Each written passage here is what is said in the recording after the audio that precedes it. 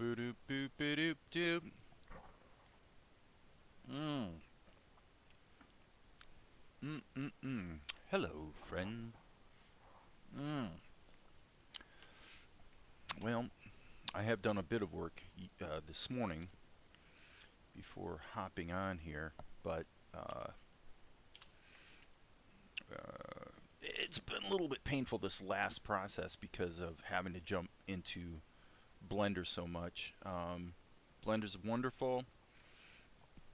Like these shots right here were really challenging because we had it's kind of like a programming problem, sort of where you got multiple layers of dependencies. If you break a dependency upstream, it kind of screws everything up downstream. It's kind of like that.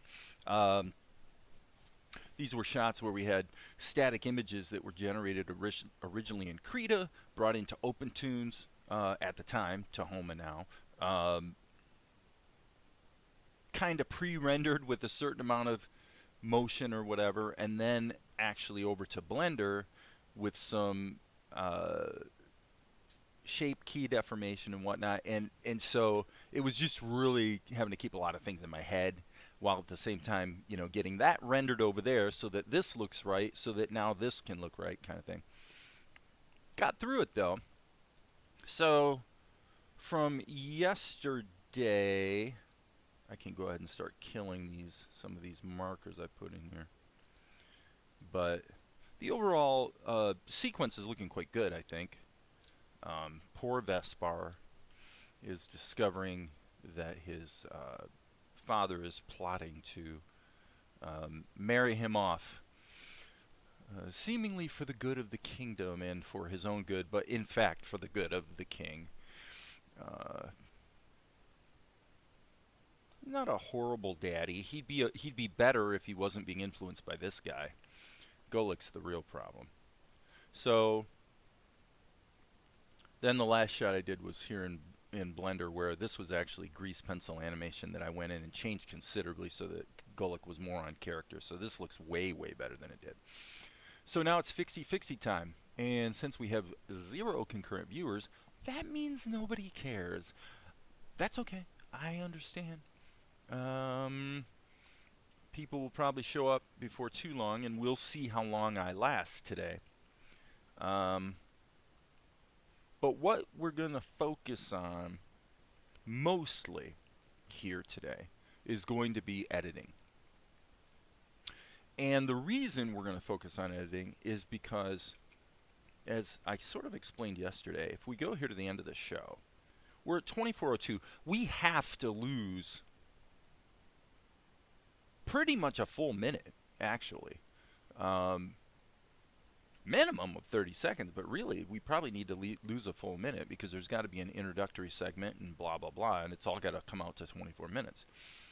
You know, that's like a rule. Now, some people out there might say, well, no, I mean, it's your show. You can make it any length you want. No. You know, part of the discipline of creating a show is adhering to the constraints of your format and whatnot. And so anyway, editing. This shot here is actually a really long shot in Krita, and as is this one over here.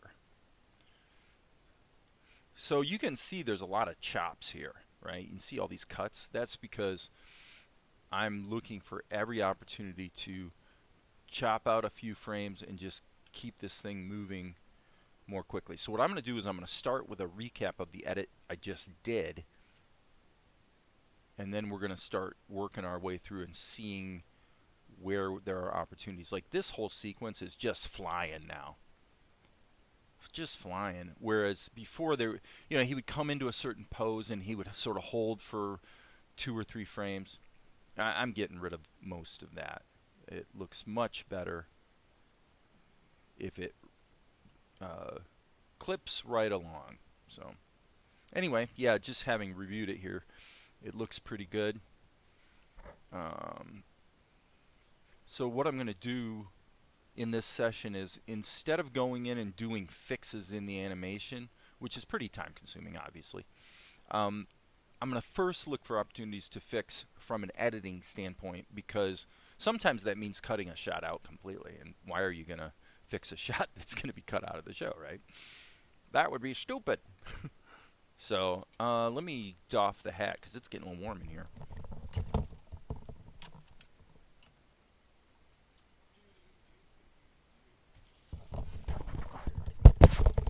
You get to see my messy hair, how much little I have anyway. Okay, so fun with editing. I'm actually going to go back to the beginning. Okay, so we're going to have essentially a 1-minute sequence getting us into this part of the show.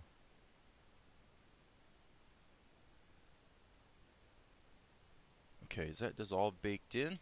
I wonder. Okay, right there. Good example, I think. Boom, bop. Yeah, that hold is not really necessary. So what I'm going to do is going to pull this back a little bit, and then it'll ripple edit, and hopefully this will just zoom. Boom. Yeah. See?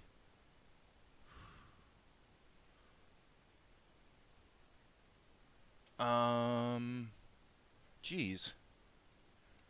I wonder. Saving my work, by the way.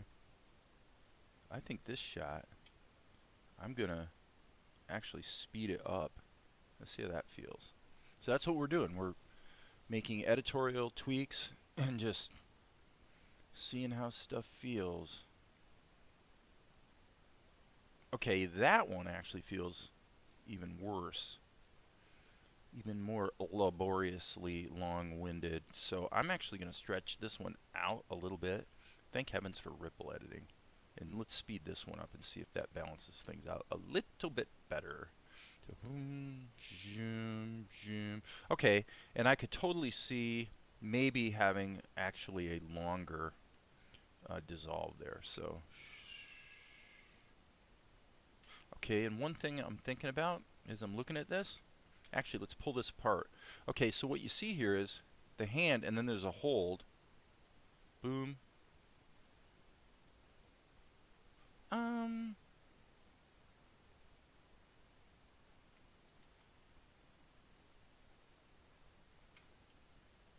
think I'm actually going to run that one slightly faster, but stretch it out a bit. I'm just kind of going with what feels right. We got to see them. Okay, that I don't like, because we need to at least get our eyes on the king and queen before we dissolve away from them. So what we might do is speed up the shot itself, but so actually lengthen it but speed it up. That would cause the actual zoom in to be a little faster. Let me see.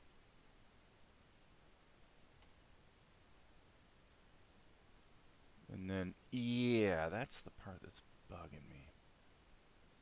That's bugging me a little bit. Zoom, zoom.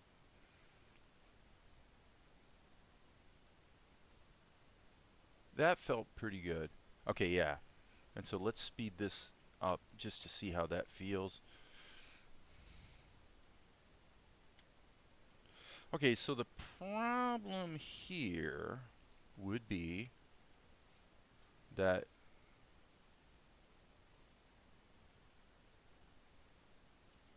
the narration is going to I'm thinking about expositionally what's being revealed here that we need, you know, a second or two to be able to say in the narration. Okay, that's not too bad.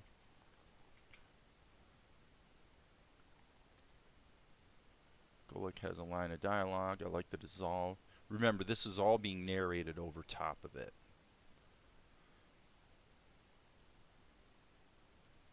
Okay, double check that.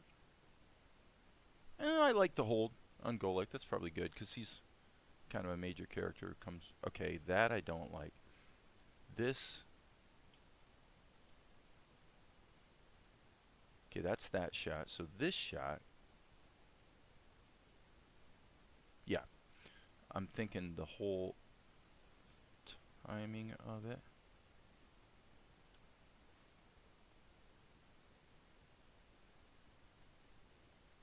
Let's go ahead and go to black and see what that looks like. Yeah, that's probably better. Let me see. Yeah, not too bad, not too bad.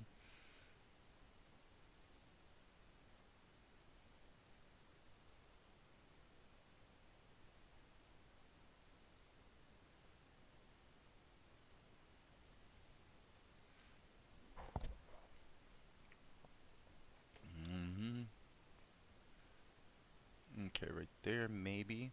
Boom, boom. We're still pushing in.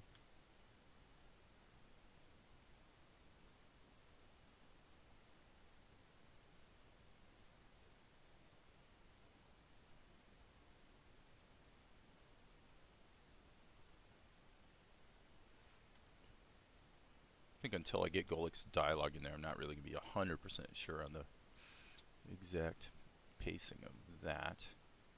So the other thing I'm looking for is things that are egregious, you know, visually, people being off character, things like that, where it's conceivable in some cases that editorial decisions will make it possible to avoid having to deal with animation fixes. I guess I kind of mentioned that earlier. I'm going to change this from good half to good auto. That way when I go into edit mode like this, I'll see fully both screens, which is quite useful.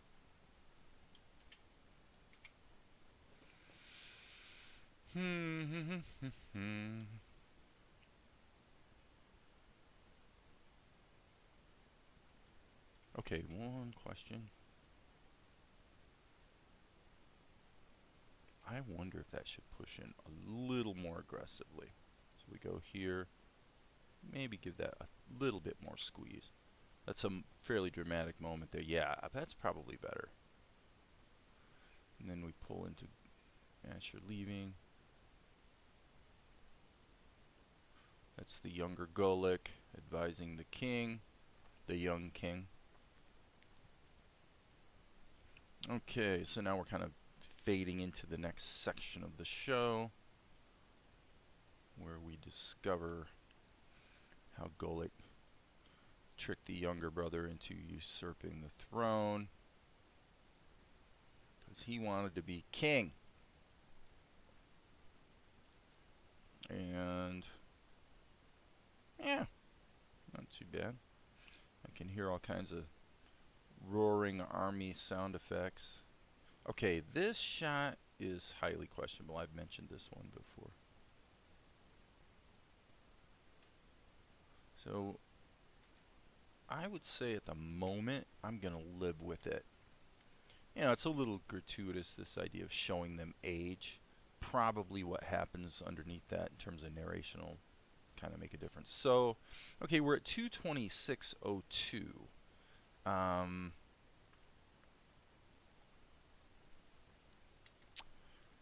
That probably means we don't want to be too crazy with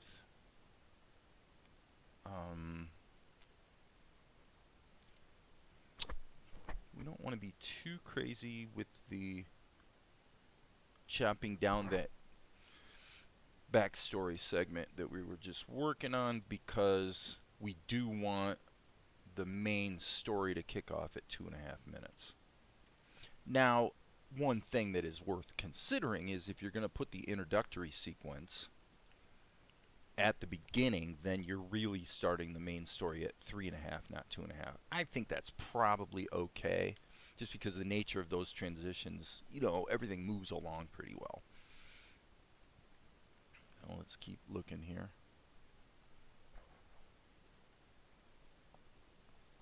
The woman is thanking Asher for the food. They wouldn't be asking for help if it wasn't for the punitive taxes that they're having to deal with. So we sort of got that in there. A little bit of exposition to help clarify some things that happen later. Uh,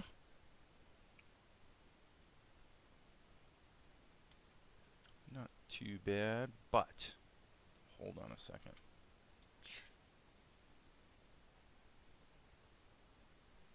Okay, right there, perhaps.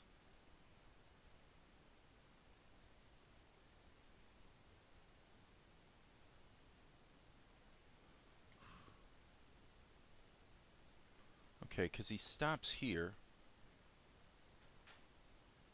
Yeah, he stops there, so why do we need to show him stopping twice, right? Boom. And then the question is, pop right there. Can we... Okay, yeah, there's a tween. So can we snap that up a bit? Boom. Boom. Boom.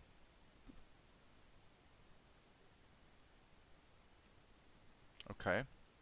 I saw one thing that was like...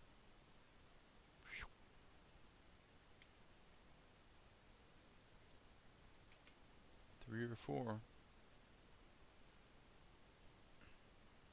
Yeah. One thing that's bugging me here is you're seeing Mel go into a blink right at the end, and that blink then gets interrupted by the transition, which is kind of stupid. So what I would rather do, though, is actually, we got this blink. I'm going to cut that out, and there was a spot back here where I thought it might look good. I was kind of wanting to see a blink. Yeah, right there. Boom, Control V. Hold on, Control Z. Yep, Control V. Yeah, just one frame. Okay, now his head moves a little bit. I didn't know that would happen, so let's grab this in the trimmer and see. Come on. Yeah, there really isn't a blink there. Okay. However, there is one.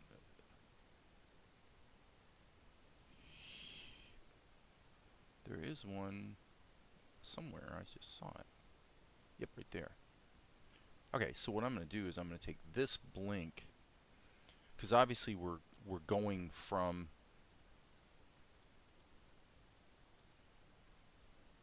Well, I guess we can't get away with that because his head's moved. So, all right. So what I'm going to do is see if we can still get away with it with the blink in there.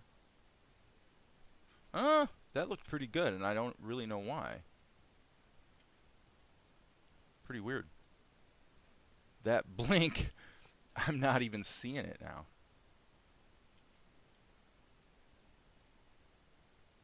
Let's stretch it out for 2 frames and see what happens.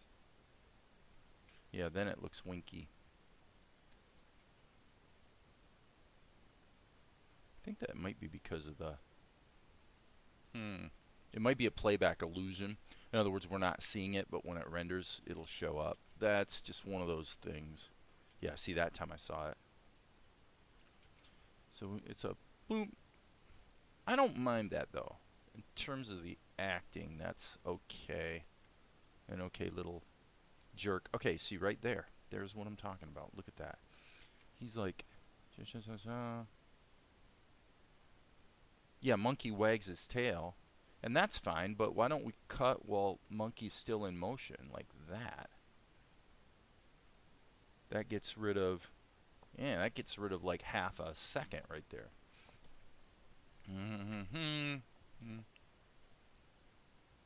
Yeah, see, now it flows seamlessly.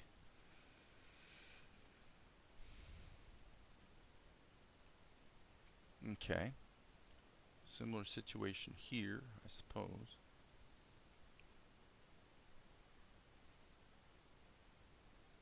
Okay. Bop. Why do we have the big weight? This could be problematic. Let's delete that for the moment. And so, bop, boom, right there. Split that. There we go. Bop. And then we don't need to hang on. This isn't like the greatest shot ever in terms of her motion especially, so it's pretty choppy. So maybe we should fix it, or maybe we should hide it. We're going to try to hide it editorially. Boom, bam, boom. There, see, now you don't even think about it because it all just kind of slides through. Okay, bam.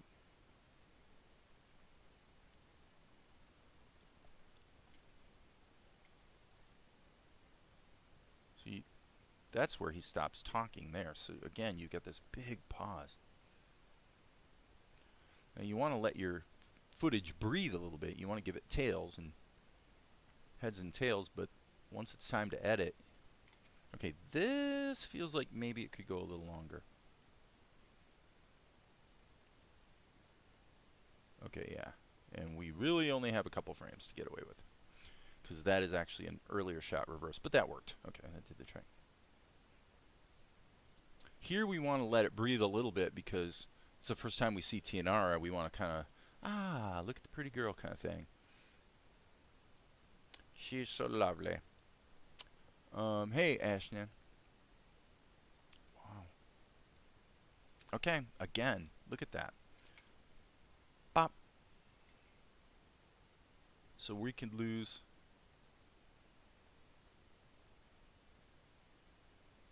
We could lose a couple frames there. He says, wow. Boom.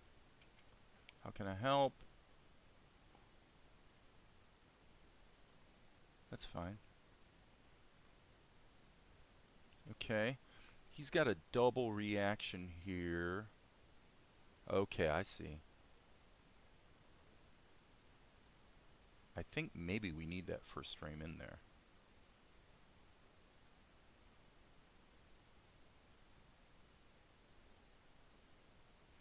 Okay. It's a okay. That's a okay. Okay.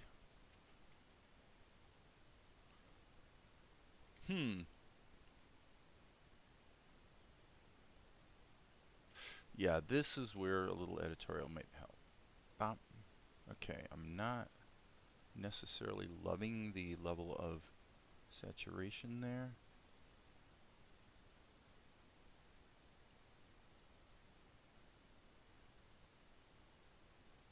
I feel like maybe I pushed the gain. There we go, now they match better. Pushed the gain more than I needed to. Okay, so this seems all too deliberate to me. So she squats, boom, bop. Okay, so squats, boom, shoom.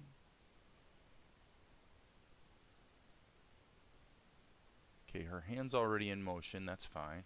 Jump, bump. Nope, I'm thinking I want that frame back. Bop. Sorry for all the sound effects whenever I'm editing.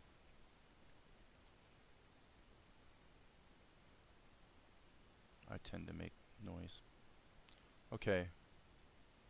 So I don't know if that was deliberate. You've got essentially a little animation motif there where you're extending beyond your shot and then springing back. I don't know if I did that on purpose or if that's actually a mistake.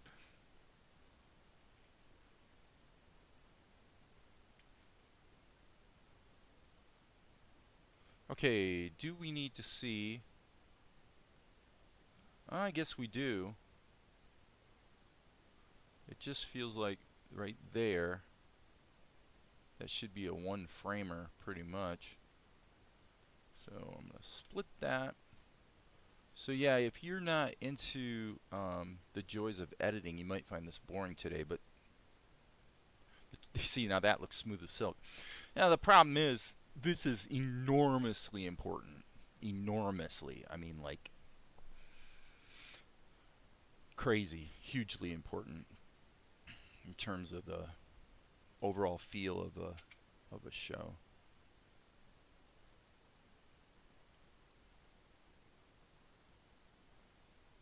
Okay, so she hears her mother call her name.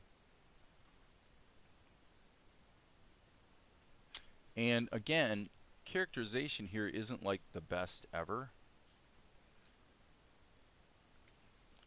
So let's see how much we can get rid of. There's the blink. And I'm going to take out maybe 4 frames. And then let's just see how it paces. Okay, so that's not bad. That sort of sews these two reactions together, which I think is not a bad thing. Vroom, vroom, boom. Okay, hold on, let me see that again. Bomp, bomp, bomp.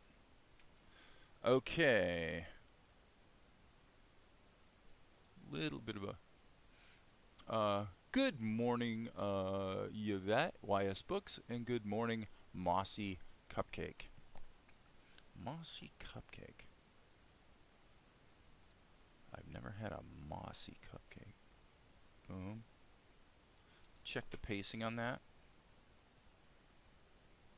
Yeah, it's really interesting how psychologically that kind of marries in your mind.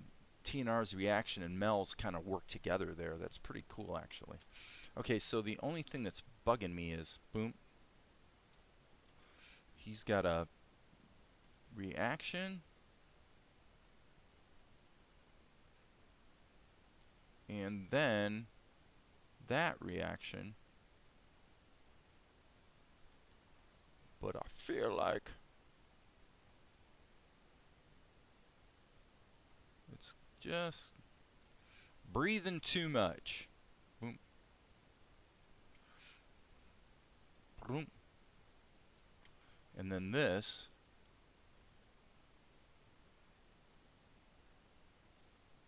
is likewise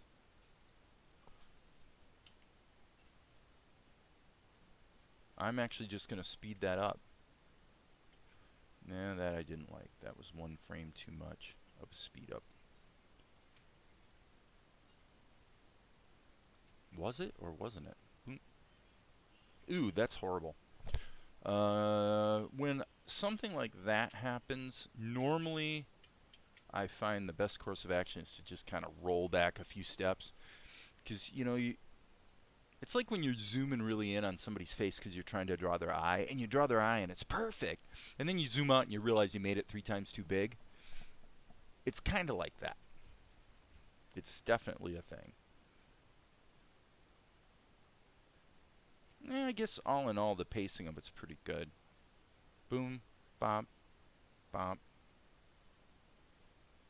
Okay, so let's see if it's musical. Jump, jump, boom, bop.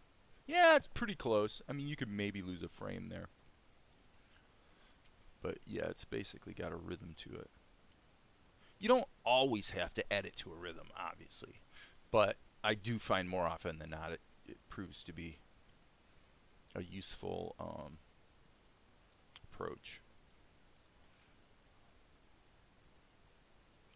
Okay, this, I'm kind of missing that hold there. Zoom. Yeah, I like that. Slight freeze frame. Now this,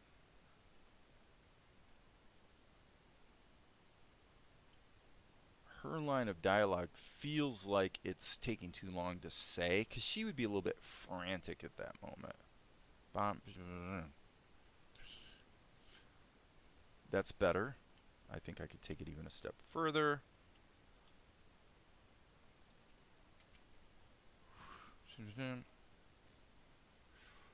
Perfect.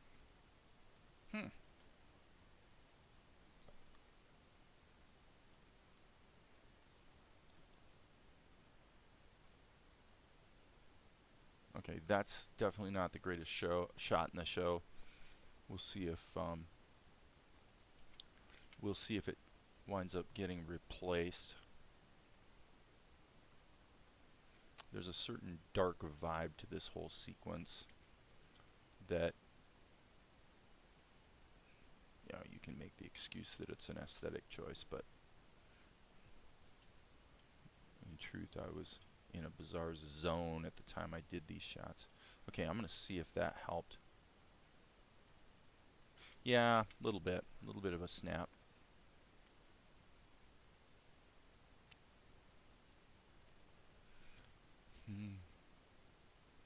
This is good.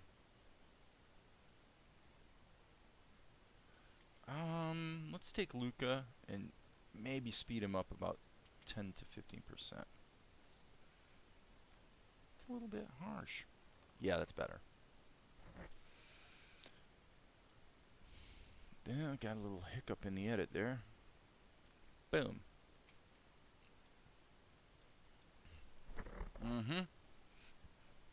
Love that shot.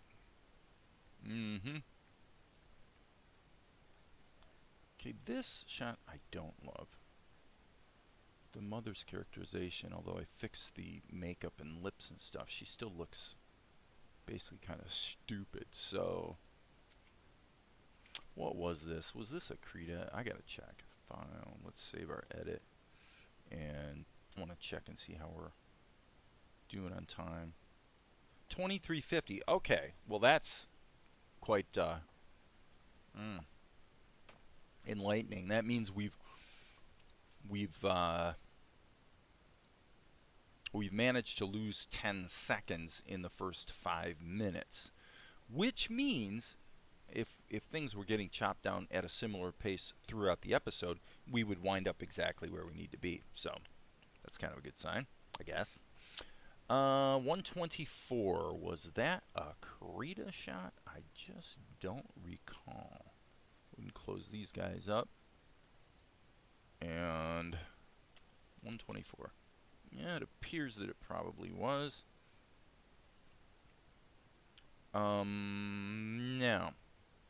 No. I think this was modified in Tahoma. Let's find out. 124. So again, you know, anybody that's like, oh, this is boring, this isn't cool, like animation stuff, trust me, I understand, and but it's, as I say, enormously important. What is this? 124. Let's check that one out. Enormously important. Yep, there she is. Okay, so now we got to look at this.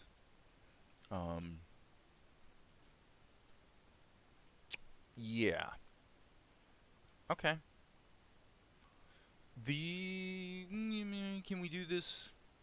Can we do this the Tahoma way, or do we need to do this the Krita way? Well, I'm going to try it the Tahoma way. But this is, quite frankly, a bit of an embarrassing step to take.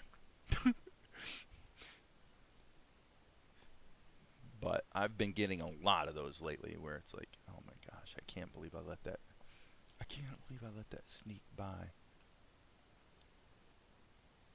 So I got to stretch that out. We're just going to see if we can make some adjustments to her eyes. And also, I mean, frankly, this is obviously too high on her head. Fortunately, it's pretty easy to fix that. B key, hit the R key to sample, color, and then just go in and color it in. Maybe put a little tiny bit of roundness there. Okay, so what was bugging me here? Well, obviously there's that, for those who are paying attention. And finding all the millions of flaws in my beautiful show. My beautiful show is not so beautiful at the moment. Okay. Let's just try to unify this up a bit. Okay, zoom out. Okay, what was bugging me? Yeah, I'm still not feeling it. I am not feeling the symmetry at all. Tell you what I'm going to do. I'm going to actually hit the B key and I'm going to lower this to -1 just to see what that does for me. Let's zoom in and okay, that was interesting. Okay. Probably better.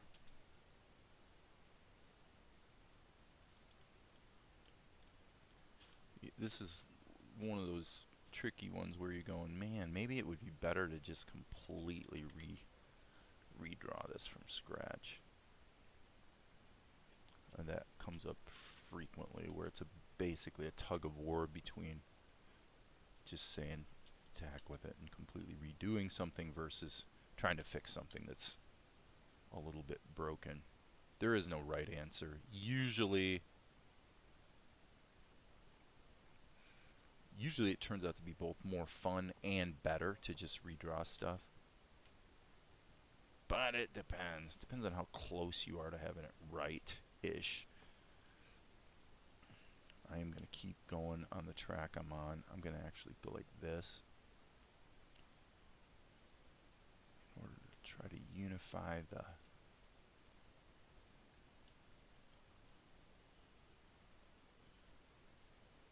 Okay, so clearly we have an issue here. So I'm literally trying to just basically sneak her eye down her head. Pretty crazy. And the other thing that's worth a look, this would be way easier in Krita, frankly, but okay, we'll do it the Tahoma way. All right, so here's what I'm thinking. She's got a bit of a little divot there in her cheekbone, I believe, that I feel like we are kind of missing. Not bad, although that little bit right there. Okay, so this is bad. But you got to fix it. What are you going to do? You know? Leave it looking stupid? I don't think so. I don't think so. Okay, this brush, I really like this brush, but I can't get the stupid thing to quite be narrow enough. And by the way, it appears to me...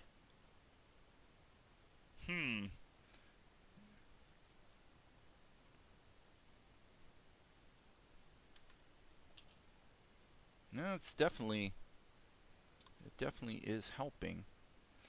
But why don't we try this? Let's go with regular Tahoma brush instead of the my paintbrush. Yeah, I think that's probably better. I'm going to say let's turn the hardness up a little bit. Yeah, that's better. That's a little more workable. Okay, and now, well, this is, for those who wonder why I prefer any and all painting in Krita, this is why.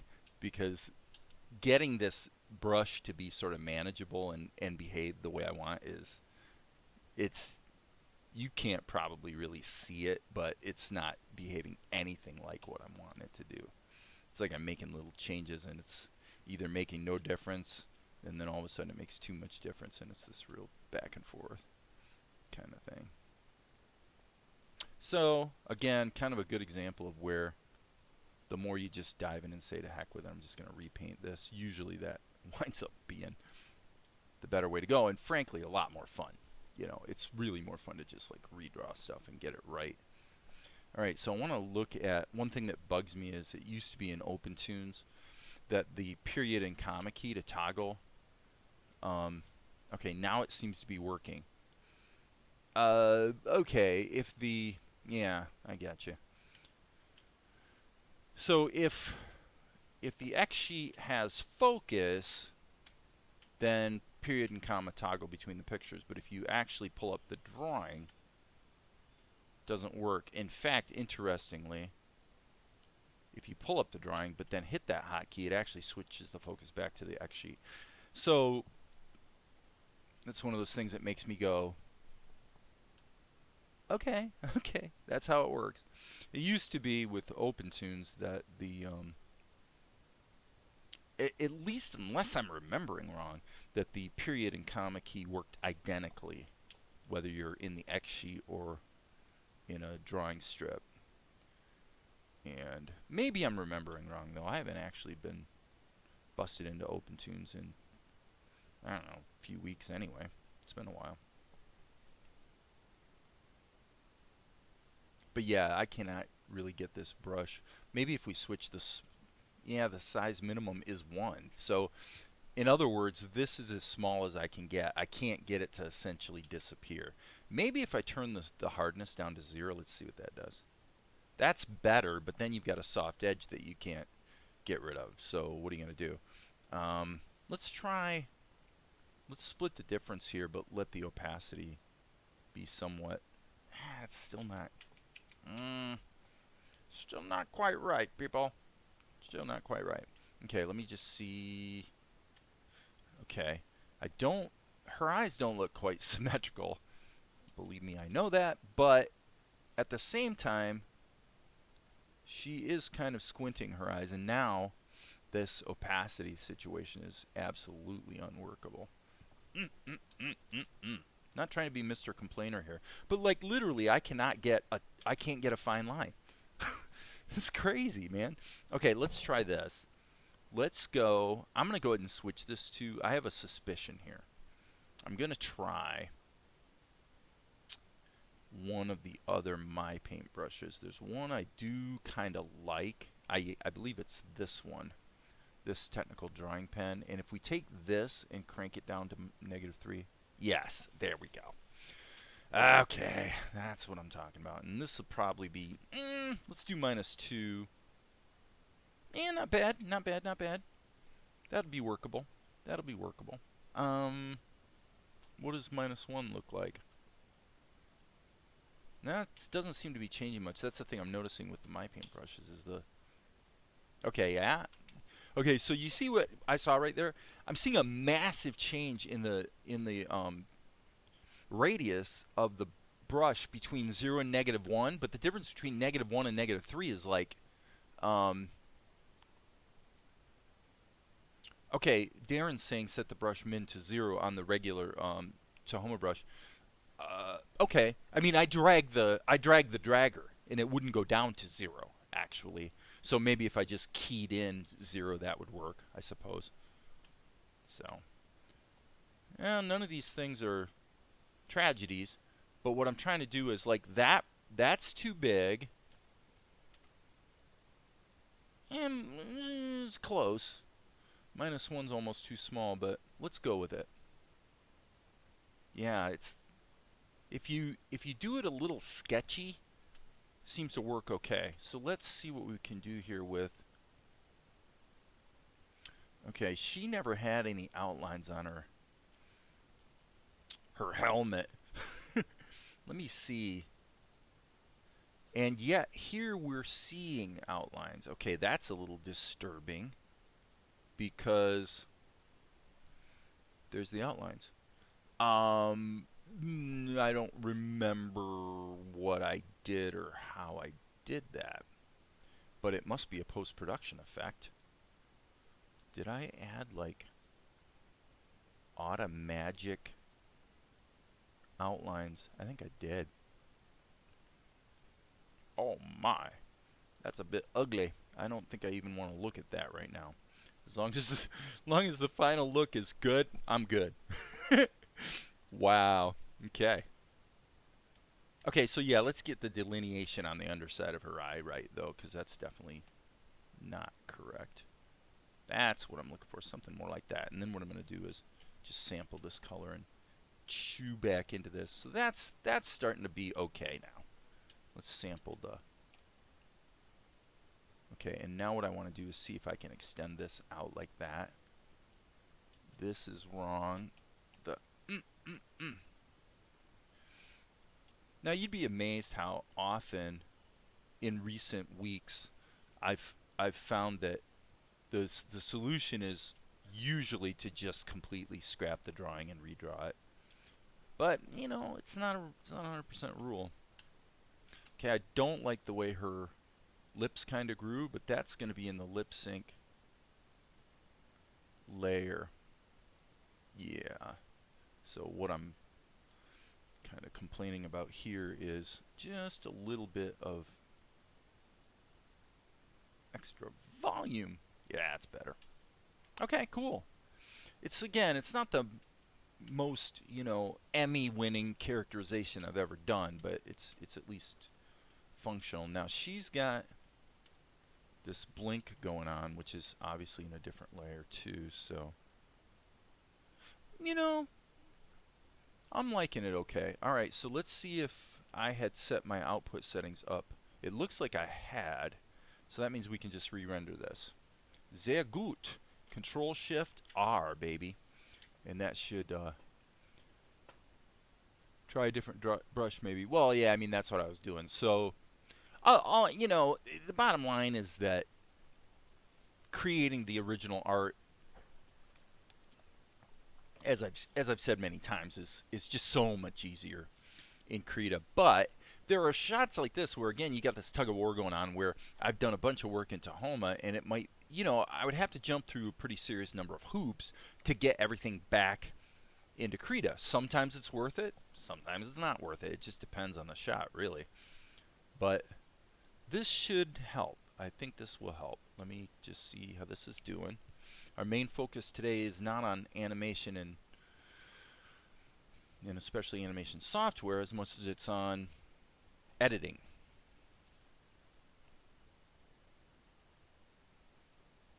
Just kind of looking for, okay.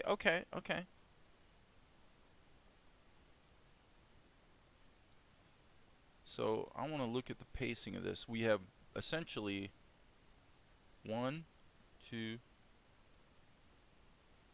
but that's at 8 frames a second. So what I'm going to do is I'm going to allow this little sequence right here to be sped up. Okay, so if we look at the properties, it's now playing at 1.7. So it's going to basically, this little sequence here of 2 drawings is actually going to play it closer to 16 frames a second. So I'm just adding a little speed on that transition there.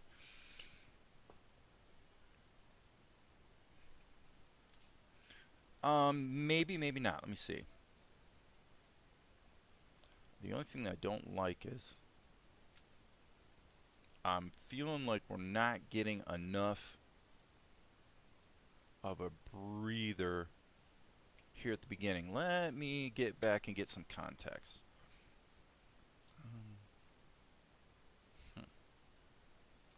No, I guess it's okay. That all looks silly, but it's supposed to look silly. This sequence,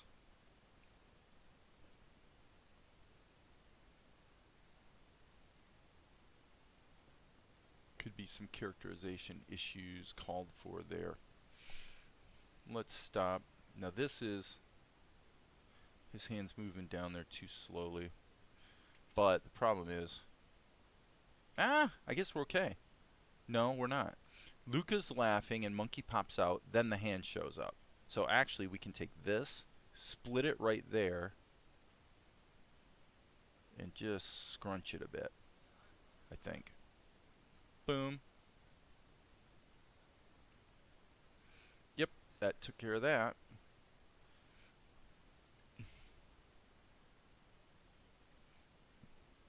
Alright, let's back up a little bit. Again, this stuff's all supposed to be a little bit goofy. The only thing about it that kind of bugged me a bit was the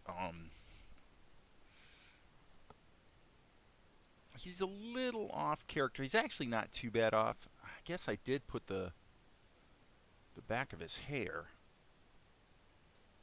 I mean, I guess we're okay here. It's a little bit of a cartoony sequence. Cartoony meaning I'm allowing a little bit cheesier style to sneak through when it suits the mood of the situation. You know, just like when he falls. I mean, obviously, this is insane, right? Now, boom. We're kind of allowing ourselves to reuse it. Frankly, I would have run it in reverse, except for we've got the cabbage guy. Now there is a way to make that work, but it would require some masking and layering and all kinds of craziness. So let's just keep forging ahead.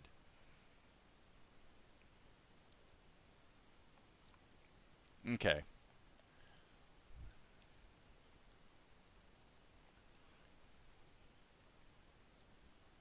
this entire sequence is, again, one of those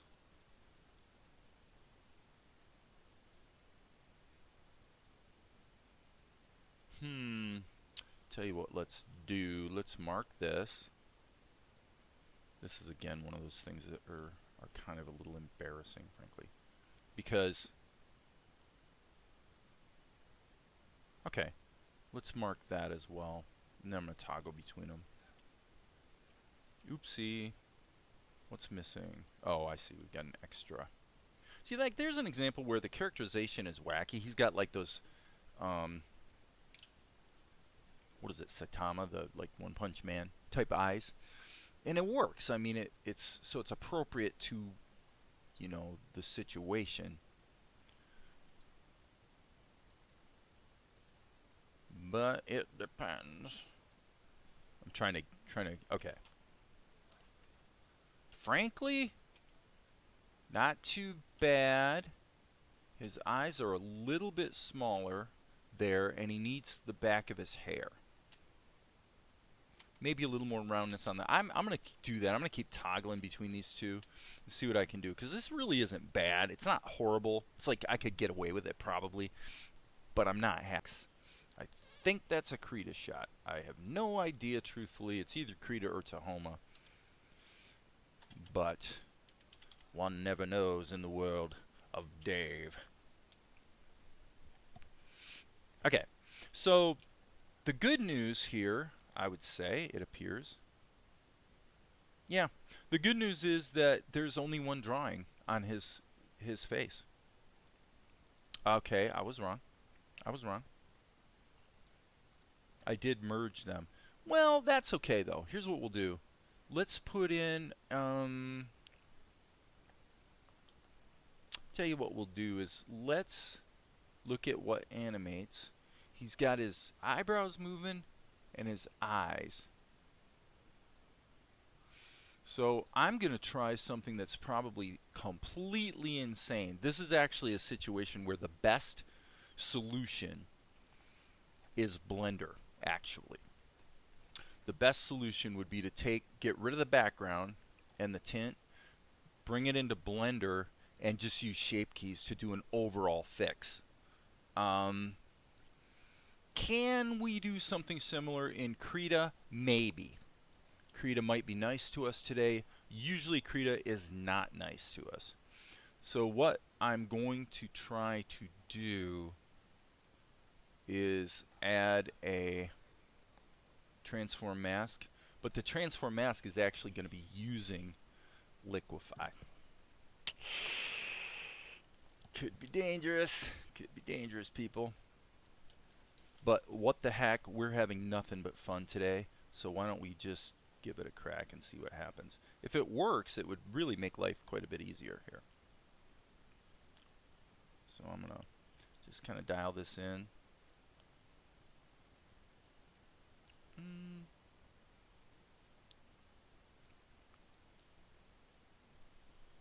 Okay, the nice thing about this is I can turn it off and on, and usually, like right now, he disappeared. Well, what's usually happening when it disappears is Krita just has to think.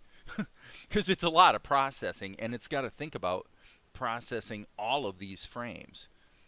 So when you go to render it, you think Krita's crashing or something because it appears nothing's happened, but actually, if you're patient, you find out that it worked.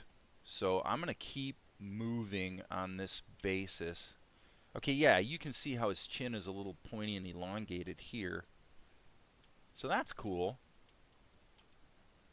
Right? And now what we want to do is... Oh man, is this going to be... I'll be amazed if I get away with this, but it's, like I said, it's worth a try. Okay, now the next thing I wanted to do, again, completely insane. Okay, we can't do two different operations.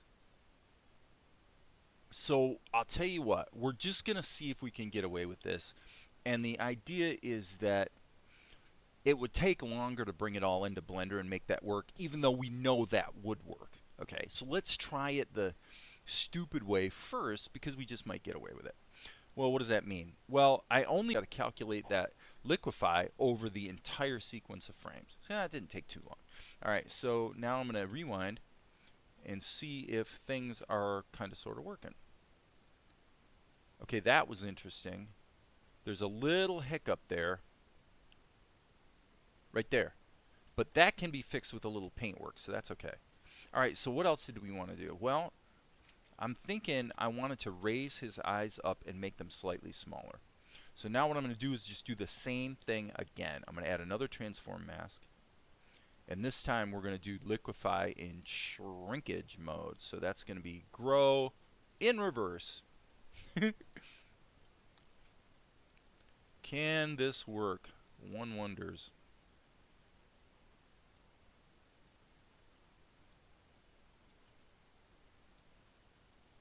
Honestly, that looks pretty good, actually. So now, if we turn this on,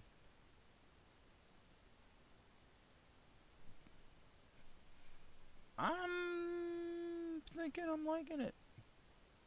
Let's let it think for a minute and see what happens here on one of the later frames. But yeah, so if you're going to try, you know, what we're trying to do is avoid having to jump over to Blender, basically. But as you can see, if you look at this, and for this one, we should turn this transform mask off so that all we see is the original art.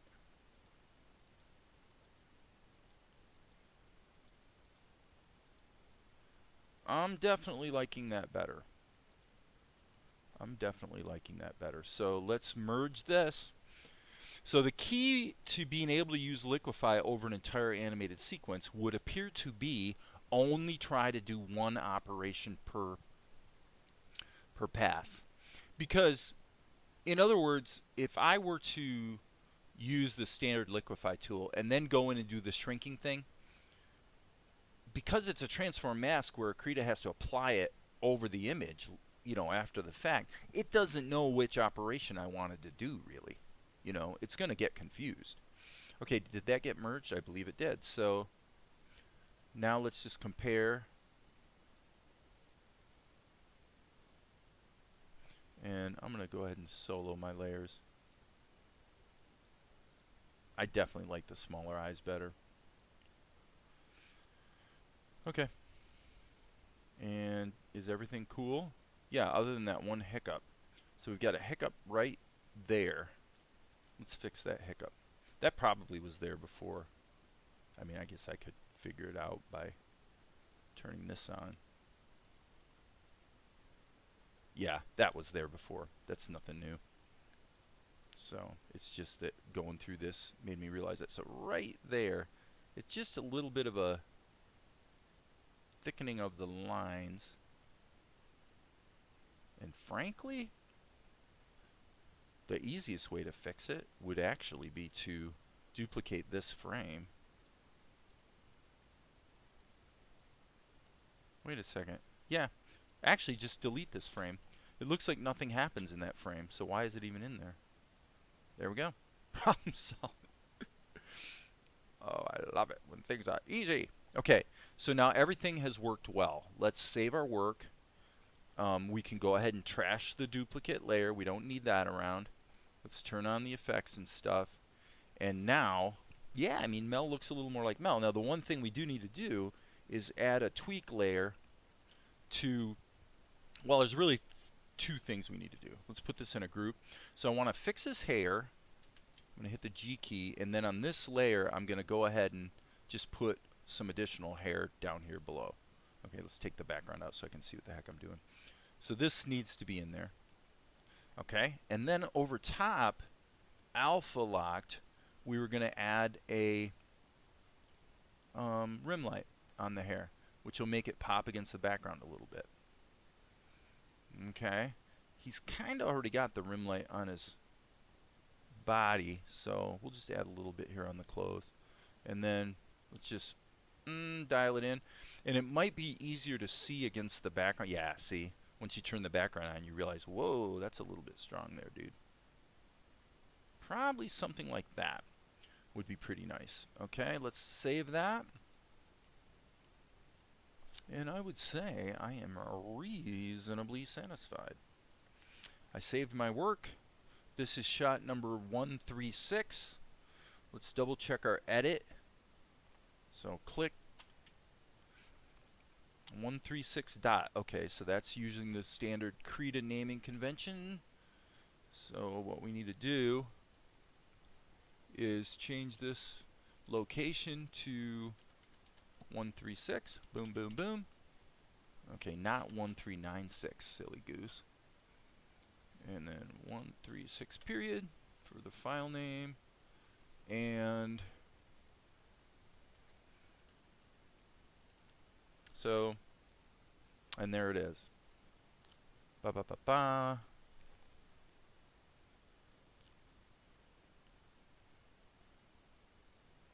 Yeah, I mean, he's more on character. Now here he's off again, and there he's off. See how his eyes are a little smaller? They're a little high on his head, arguably, but to a degree, Mel's expression here could maybe partly explain that. I don't know. Now I'm starting to have second thoughts.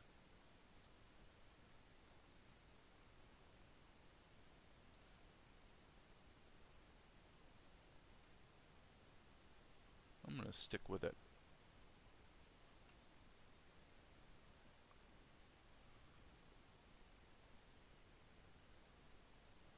I'm also going to consider, yeah, one thing about him in this shot is his eyes are pretty, you know, they're pretty tiny. Let's go ahead and pump those up a little bit.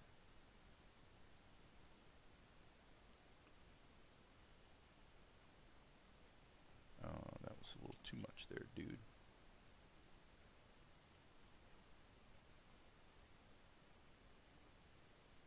Okay. Here. I guess what we need to do here is insert a key. Bop, right there. Just hit the insert to get rid of that key. And then I just want to build those up a little bit.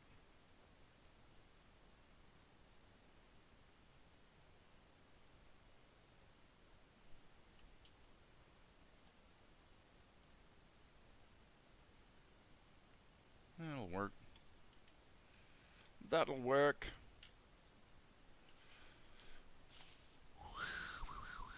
Hey, golden slime. Alright. Okay. Now, this shot we can probably leave alone. The concern I have is on, let's just go ahead and compare this. So yeah, the basic problem here, the cartoonishness of it's probably fine, but he needs the back of his hair. And it's just his chin is a little bit narrow. And there's a lot of shots where his chin is narrow.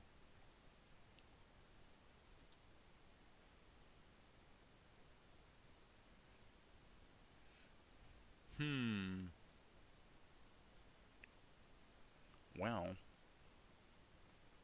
we've got this one, and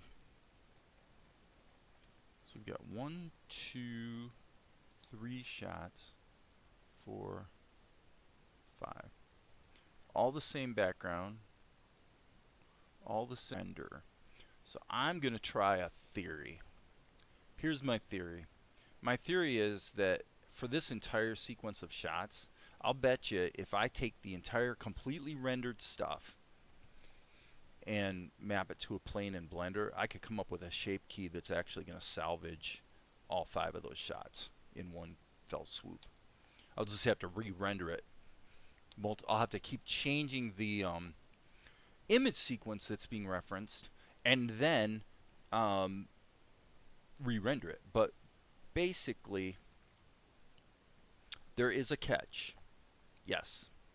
The catch is I need to duplicate the image sequences, otherwise Blender will try to rewrite over top of an image that it's referencing in the Blender file, and then that'll cause the processing to try to happen. Chris K. Chris K is like the 90th person in the last week to ask me about voice acting. Well, the answer is I will do a lot of it, because I am a fairly accomplished voice actor, which I'm not going to knock myself out demonstrating right now, but you'll have to trust me on that, Chris K. I've done a lot of voices and a lot of voiceover for many years. So I'll do some of it, being that I am a filmmaker with a number of feature films under my belt that have been distributed worldwide. I have some friends who are actors, and so I'll be leaning on some of them to a degree. But I think, you know, that's going to be part of the, maybe one of the crowdfunding rationales, is to cast the net a bit wider in the you know, in terms of, you know, voice talent. So we'll see. We can go out on voices.com and find all kinds of talented people. So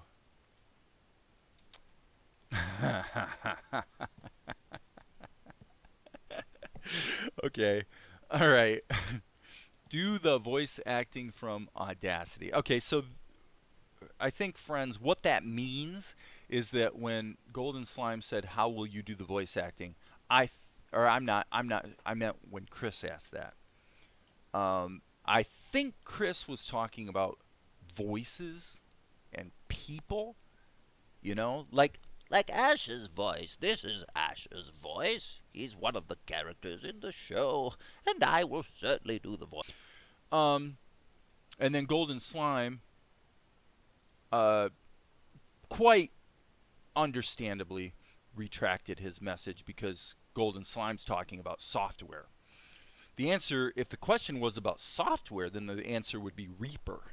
I mean, the software I use for audio, for scoring films and all kinds of audio production of all kinds, is Reaper. So that's my go-to audio program. But there was a live stream within the last week where I went over some stuff related to music and kind of showed all that. So anyway, I didn't mean to shame you there, Golden Slime. But it was probably appropriate to retract the message, because obviously I think you misunderstood what Chris was trying to get at. But yeah, it's all about the voices. There's any number of softwares people can use for this kind of stuff. So what we're going to do is we're going to go Shift A, and we're going to import images as planes. And we want to go to the scenes. And now we need to look here, and it looks like 139 is going to be the first one we're going to have just all kinds of wicked fun with. So let's go to 139. But before we go crazy here, what we're going to do is we're going to duplicate this render folder. Okay, so I said this is 139. There's Mel. Okay, so what we're going to do is we're just going to go Control-C, Control-V. So I'm literally copying the whole thing, because it's completely essential that Blender is referencing a different pack of images, because we're about to overwrite these ones. Get it? I'm sure you do. Okay. So now what we're going to do is go back up one level, and I think when we pop back down in here, boop, there's the copy. So I'm going to hit A to select all. We're going to animate image sequences and put them in emit mode. All right, so let's import that, and now what we see is if we go ahead and size this up, we're all ready to rock. Okay, so now what I'm going to do is go over to this screen, and immediately, before I even start letting myself think, I'm going to go to the Scenes 139, Render, and I'm going to change, I'm going to make my render 139, but now I'm not going to put anything after the 9. Okay, if I put in a period, Blender's going to insert an underscore. So now what I'm going to do is put that in there like that. So I've manually put in the period, so everything should work.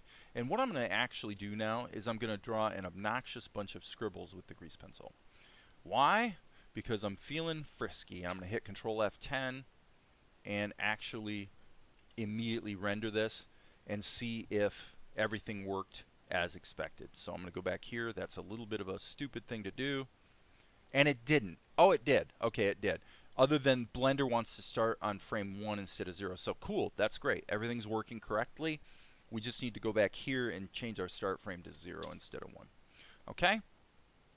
So now we can take our grease pencil strokes. We are not in edit strokes mode. Let's go like this. And let's just get rid of those strokes. Okay, so now what we're going to do is we're going to take this plane and we're going to subdivide it a bunch of times. There's two ways to do it.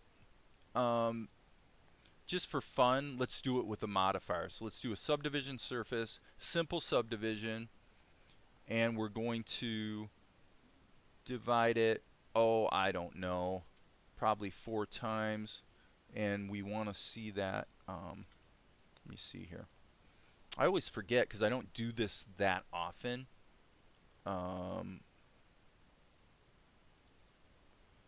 What the setting is, I think it's something over here in the display. This is actually why I don't use subdivision surface usually. I just hit the W key and subdivide it.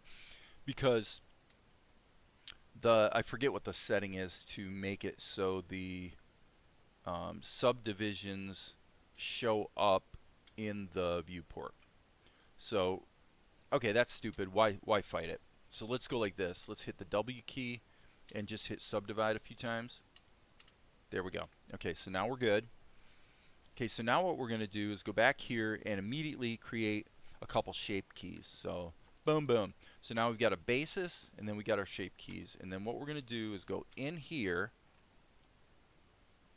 and this is where we're landing, basically right here. Okay, so what we want to do, amazing power we have to manipulate this. And it's not going to be very much. Okay, now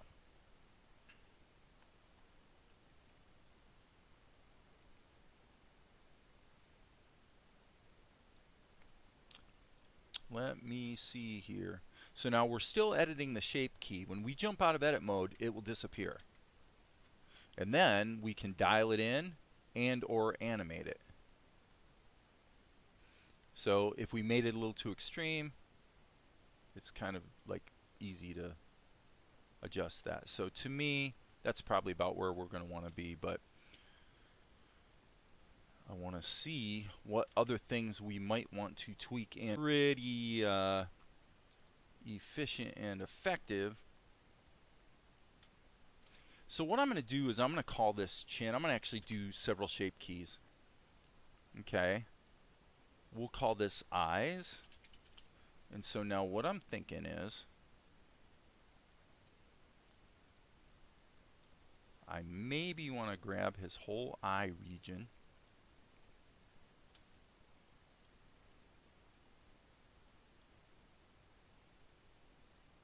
And actually, I'm going to size this, I think there. Okay.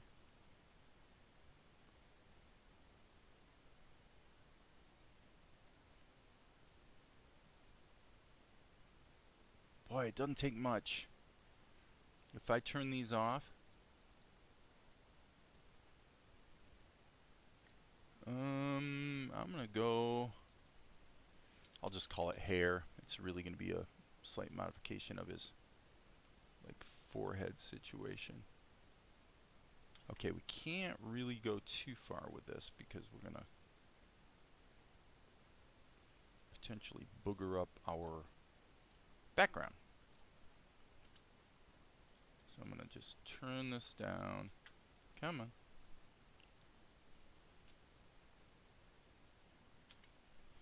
Go. Come on.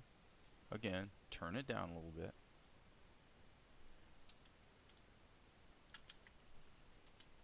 I'm hitting shift.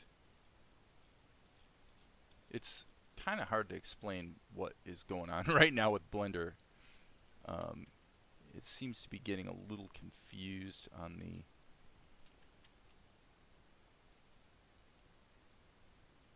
purpose of the shift key. Okay. Now, you know, as I always say, I reserve the right to fail. I like that better. That's kind of getting that under control.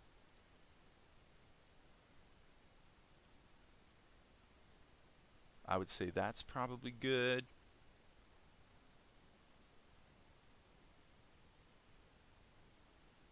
And this, I want less of it than I thought I would. Alright, and I'm going to turn this on only render. Let's just render that out and see. Okay, that's only going to do 24 frames. That's a bit of a problem. Let's go back here. What we've got is we've got actually 56. So, sorry, 56 frames. Control F10. Oops, that's not what we wanted to do. Control F10. So we're doing a simple OpenGL render. There is. Okay, so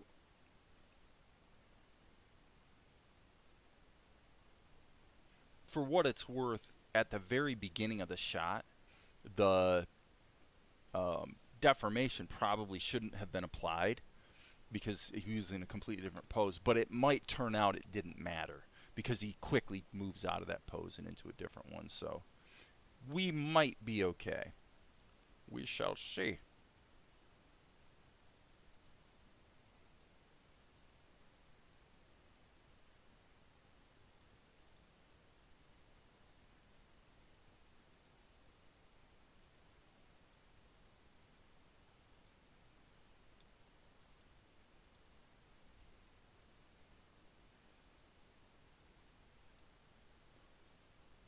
I think we're probably okay here.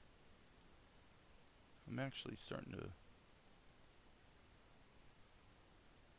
wonder a little bit about the eye shrinkage, but because he's got a cartoony look in this sequence, you know. There's obviously a lighting issue as well. Here the eyes seem like they want to come down a little bit lower. So I'm going to do that. Over here. Escape. Okay.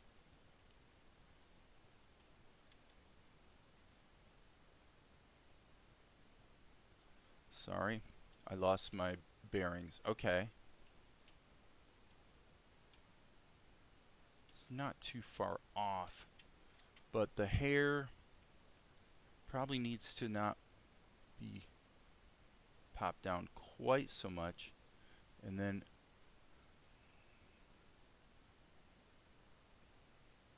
I'm actually going to do a second one where we shift the eyes down slightly, the whole kit and caboodle. Eyes down. Just going to do that as a separate operation. So I'm going to grab this whole situation. Actually, I'm going to grab this whole situation. And I'm going to move them down more than I need to so that I can then just dial it in like this.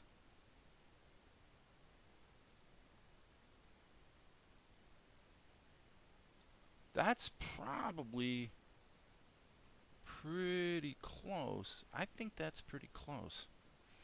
Now what about the back of his hair? Unfortunately, in this case, that would require some dinking around with the old grease pencil. So hold on a second. This is... Blender does not put the file name in the header. Okay, okay. 139. Okay. File, save as, and we're in folder 219. Okay, that's definitely the right folder. So we're going to call that 139. Now what we're going to do is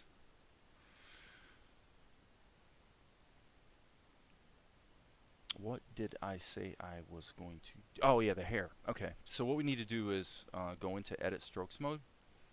Okay, and we are going to, unfortunately, have to do some grease pencil. So let's take an obnoxious color. Let's take the stupidest color possible that we can find.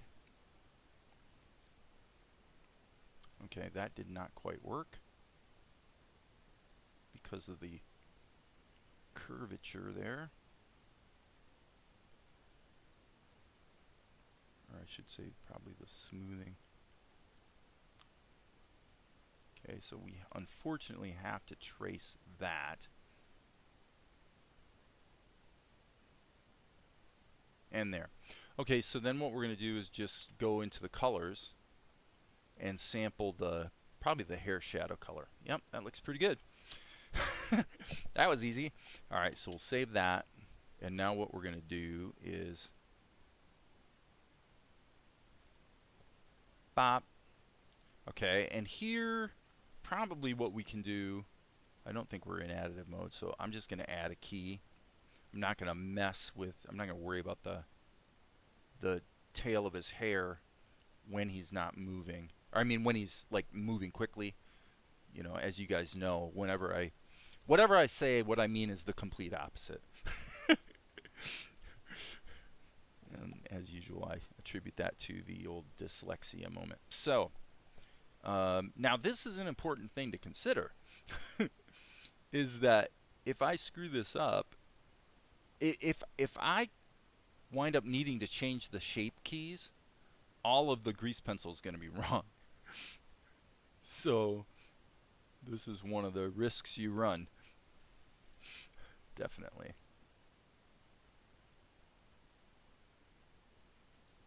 Yeah, because you could argue that his hair does a little bounce. Alright, so let's just render it. Just forget it. Let's just render the thing out and pop it into the show so we can compare it to the later shot. Gender. That can be risky behavior. Alright. I would say basically that looked fine. Okay, so now we're going to make some magic. Now we're going to make the magic. Watch this. If let's just make sure we're really happy with this, because once I go through and yeah, I mean, I would say we're in good shape. Now, one thing that's worth considering here though, we do have this slight gradient color correction situation here. And we have it here as well. Okay, so here's what we should do. Here's the order of operations. Number one, we need to re-render the original shot from Krita and add the color correction that was in this shot and this shot. I don't know why this one got missed, but that needs to be put back in there. Then we come back to Blender and re-render the shot we just did. Then what we're going to do is take the next 4 shots and replace the image sequence that we are using in Blender with the image sequences from those other shots, and then re-render each of them into their respective folders. If we do that, we can use this simple shape keys to correct all 5 of these shots, which is a pretty efficient fix. Okay, so now it appears, okay, so that's, I'm going to actually keep this in here, and what we're going to do is we're going to open up 139, and just to be clear, let's go to Blender, and yeah, 139 is what we have, so we'll save that. Okay, so step 1 is going to be load 139, and then that's going to have probably either the post-production coloring effects were turned off, or they were never put in there in the first place. Ah, they were turned off. Okay, so that makes it easy. So now we just re-render this. Render this as 139, not 136. And it'll be pretty quick to get all of these shots fixed. Super cool. So there's 139, and that's going to re-render. Okay, so now what we'll do, as you can see, is we're going to now go back to Blender and just reopen this scene. Okay, and what shits them all. Okay, sorry. Now we're going to go 139, and when we go back here, what we should discover, as you can see, is our color correction is restored. Now that's bad news to a degree, because it looks like that means that our grease pencil color is actually a little bit corrupt. So let's just get that fixed now, so that it's fixed once and for all. And if I'm really going to be smart about this, what I should do is duplicate this color.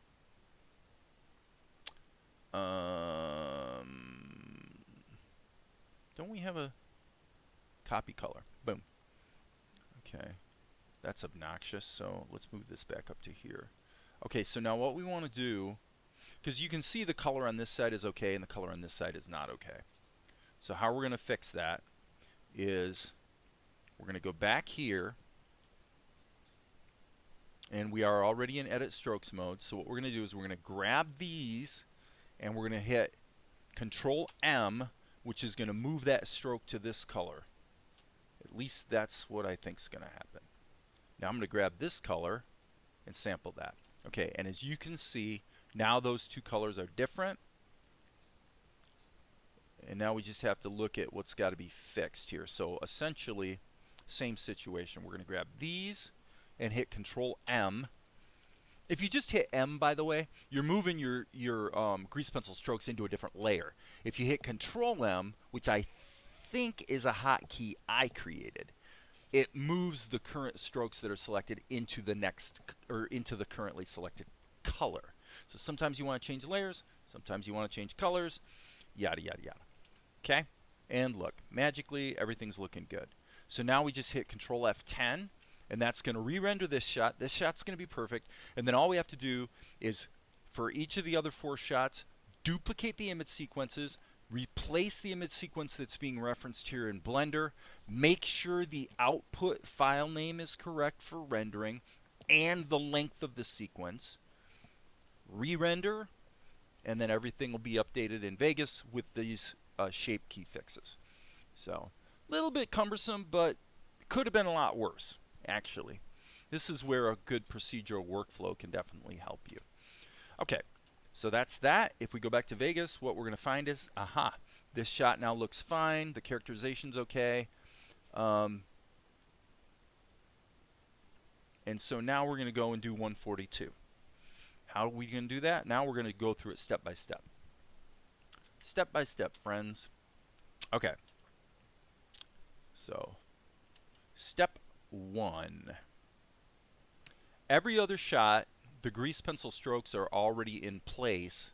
So let's go ahead and save 139 right now, so we don't have to think about it anymore.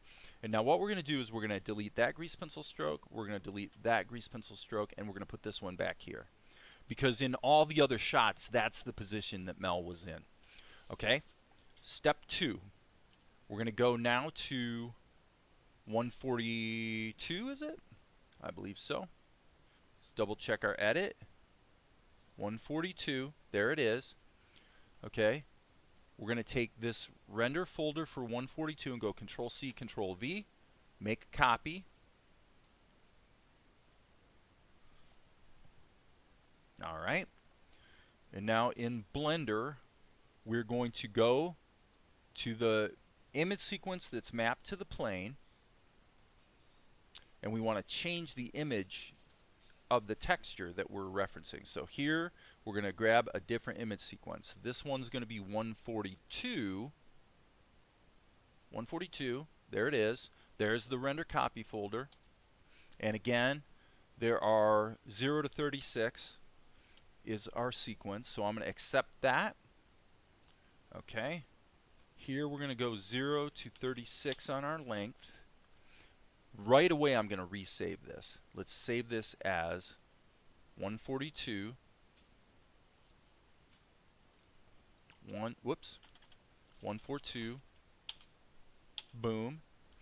Okay, I know we've got a problem, and we will fix that. Then we're going to go over here and change this to, I'm going to actually browse to just to be safe. 142 render, and then this should be 142. Boom. And then we're going to insert the period here. Okay, and now let's see what the heck is going on with our texture. What is going on with our texture? That is still referencing 139. That's weird. That's definitely a little weird, except there it goes. Okay, so we've changed the referenced image to 142.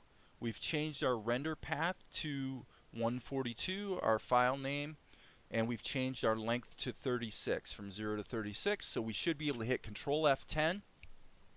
And when this is done rendering 36 frames, the second shot will have been corrected. Pretty deep, huh? Yeah.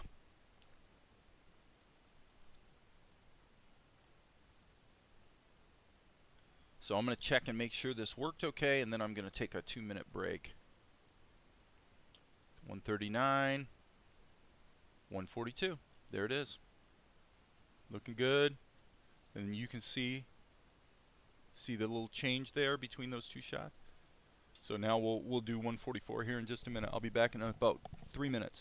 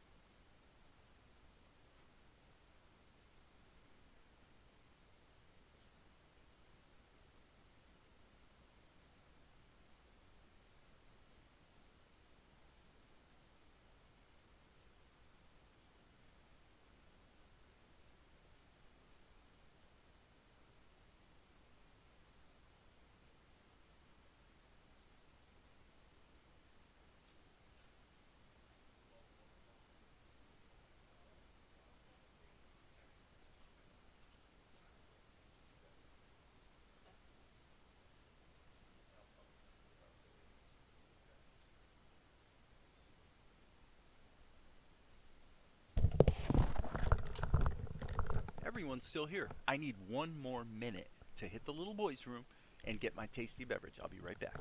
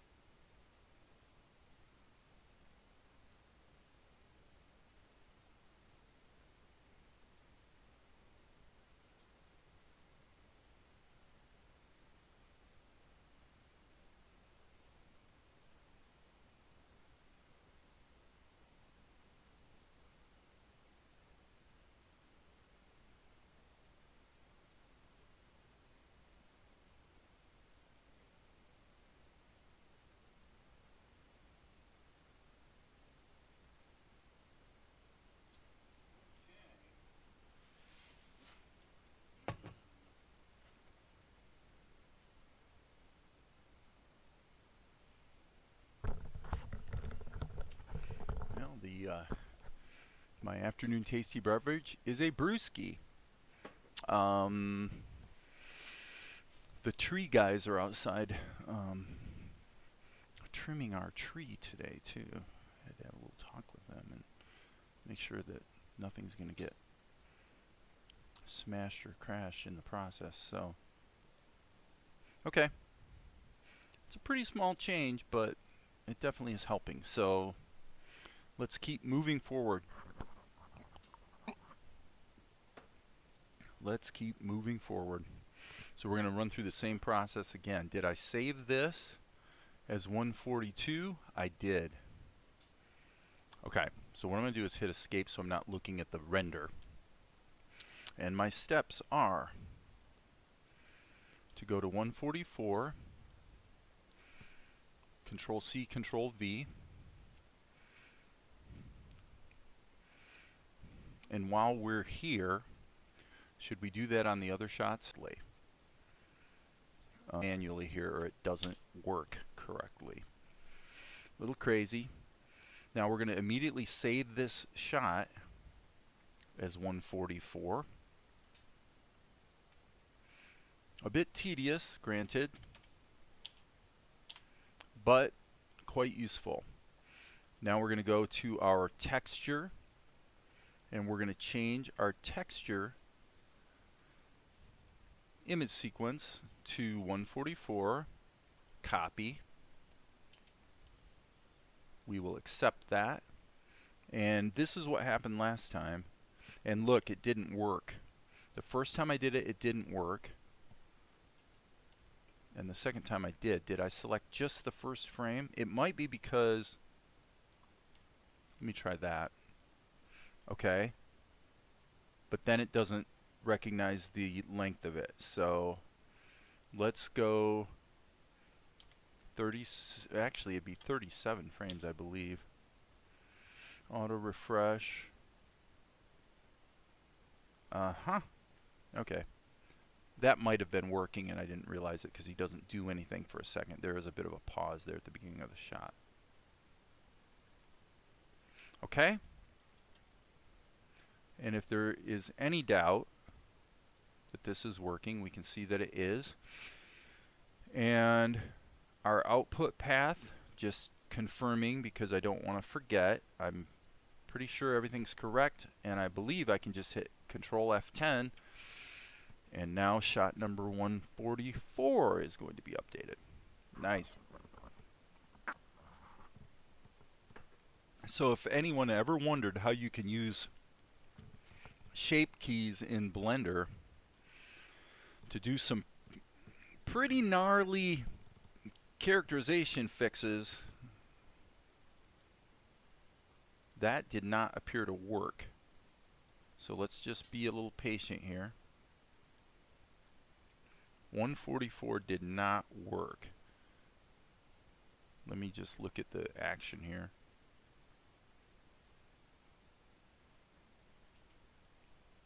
So now the question is, why didn't it work? 144.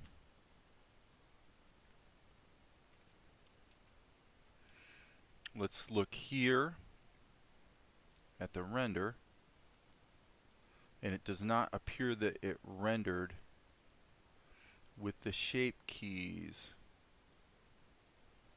It did not render with the shape keys. Why did it not render with the shape keys? Is it because a minute ago? Huh. What am I missing here?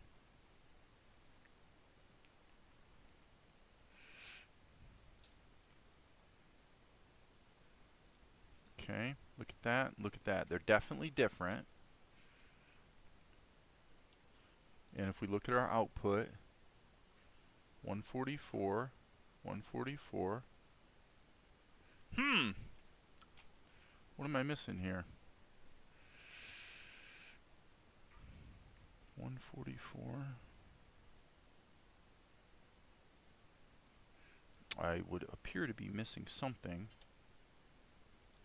If anyone can see what I'm missing, let me know, because I'm a little weirded out. Now, what I have seen Blender do is kind of a convoluted thing where it's actually saving stuff in the temp folder or something of that nature. But unfortunately, this is something we can't ignore. So what am I doing wrong here? These scenes 144, 144. It's a ping sequence. We've got the right texture. We've got the right path as a destination. And we have confirmed that our shape keys are working perfectly. So why the heck, when I render this, is it not saving it into the 144 render folder? Ah, here we go. Okay, my fault. Pretty easy mistake to make, I suppose. Yes, there.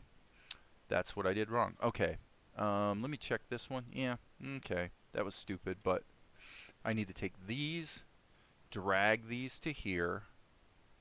Sorry about that, folks. It's hard to see every little thing that's right in front of your face, but now this is going to be probably fixed. Yep, it's fixed. Okay, so just for completion or completeness, this should be here. We'll accept that. It looks like the file name is correct.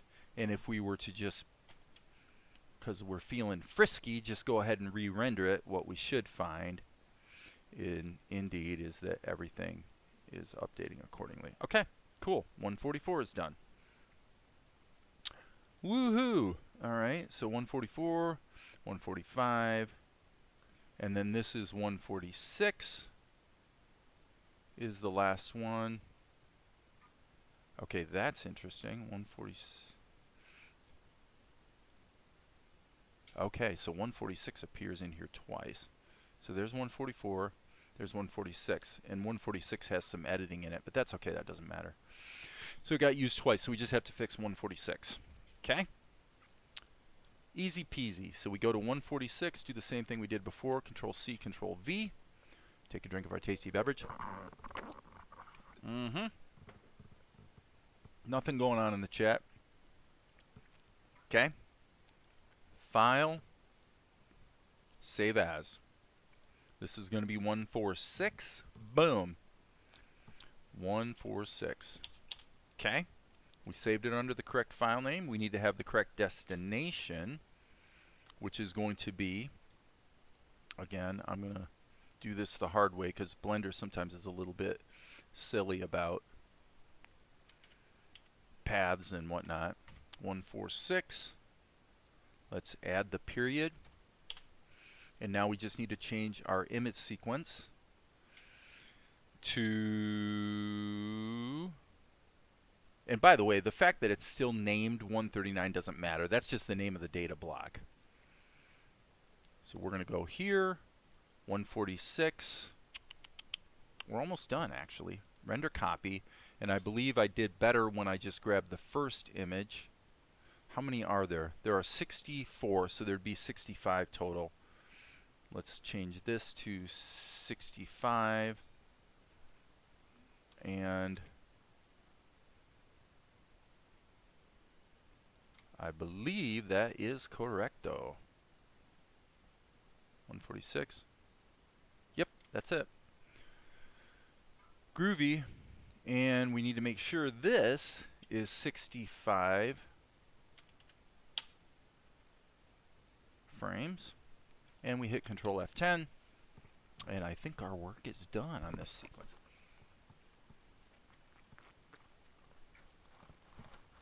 Ah, always nice to have back to Vegas. What we're going to see, yep, is 146 is fixed. Is it done rendering? I believe so. 146, we save that. And now in a worst case scenario, if we had to, we could always come back and tweak them even more, but that would be a bit of a miserable thing to have to do. Now there is one other hiccup. you can see what the hiccup is, maybe? The hiccup is kind of strange, actually. Here, this is actually very strange. Here in 146,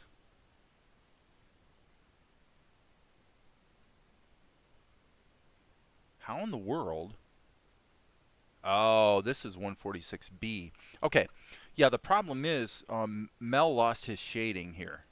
So somebody, I'm not naming names, but somebody must have been hurrying that day. So let's leave this open. We can close this one. We will save it and then close it. Okay, we're going to leave that open because we might need some of the layers. And we're going to open 146B, so it turns out we have one more to do, unfortunately. 146B, where are you, 146B? There it is. Well, actually, we need to go here. 146. There it is. Boom. Okay, so we open this up, and you can see that the problem is, here's Mel, and we basically have a couple animation keys, but what's missing is his shadows. Let me see if this, yeah, it looks like I just didn't include the shadows. So the likelihood, let me see, is this frame right here is what we want, actually. So I'm going to go copy to clipboard, come back over here, and on this shadow layer, I'm going to paste from clipboard. Yep, there we go. Okay, I'm going to immediately save this. And then what we're going to have to do is a little bit of liquify here, I think. Maybe not, actually. Let me see. Yeah, probably a little bit. Little bit of animation. Little tiny bit. Okay. Liquify. Oh, we don't want to be in shrink mode. We want to be in drag stuff around mode. Okay, let's let it play. That's fine. Okay, so we need to render this as 146B. File, save, render. Scenes, 146B. Come on, where are you? Where are you, 146B? I know you're here somewhere. There you are. Render. That's the folder. And this is going to be 146-B, period. And it does complain, which is a good sign. Okay. To be accurate, let me check one thing. Now we've got the shadows in there, but do we have the...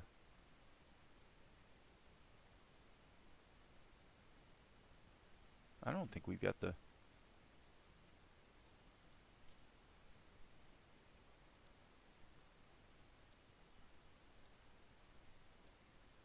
Yeah, I guess we're okay on the tint. Okay, so we got to open Blender back up. We've got to open Blender back up. And we are going to open 146 and then go around the horn and do the same thing we did before. So the first thing we'll do is save as 146B. There it is. 146-B. Okay. Step 2, we need to go back here and duplicate that folder. And folder duplication is usually grounds for a sip of your tasty beverage. And we need to go back here and look for the 146B image sequence, the copy. There it is. All right.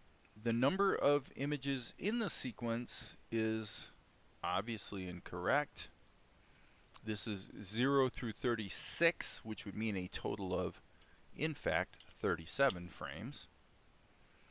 And therefore, this should be going from 0 to 36. And there it is. That's looking good. Arguably, there could be a problem with his... Nope, I was wondering if the grease pencil was going to act a little funny. That slight tweak on the shadow is not a big deal, because everything's kind of screaming in motion. So, what we want to do here is go to our render output settings. And this is going to be 146B render. 146-B. Enter. And then, of course, Blender, it wouldn't have done me any good to put the period in there. And I hit Control F10. We're doing an OpenGL render, simple, easy peasy. And what should happen is when we come back to Vegas, indeed, we see that the image sequence has updated accordingly, and we have fixed Mel's characterization in this part of the show so that he much better matches the way he looks later in the show, when I know I definitely was happy with his characterization. So that was a little time consuming, but holy crap, we completed and fixed 5 or 6 shots all in about a half an hour, which is a pretty respectable situation considering how much we had to do. Okay, so let's save our edit and close Blender. Did we save this? It looks like it's got a little star on it, so I'm assuming it's not saved. Boom. Okay, now we can keep moving forward. Well, the good news is that this sequence is actually the one that we just did, and which I'm quite satisfied with. That one shot of Golok I'm a little iffy on, but mostly this stuff's all looking pretty good. This is the stuff we did the last few days back here. Made actually a couple corrections to this earlier today before I live streamed. Okay, so here's some questionable material. Basically, the problem is Mel's hair.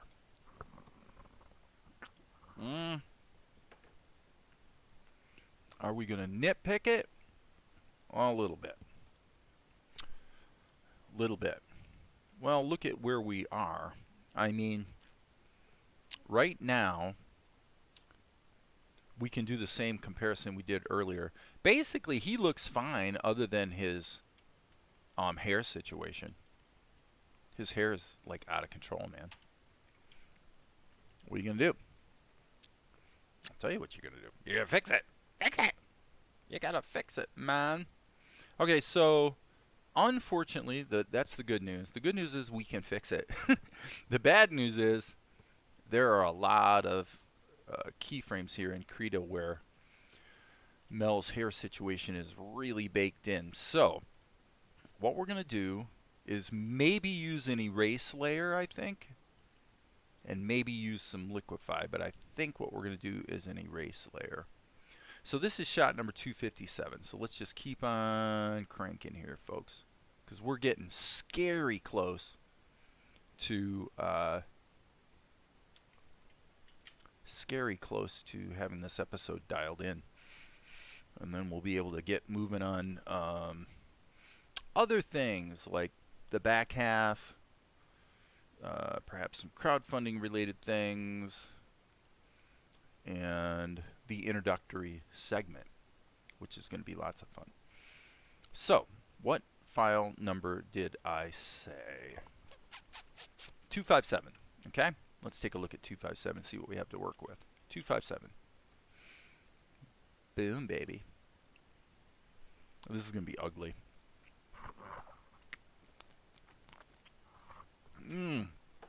That tasty beverage is hitting the spot.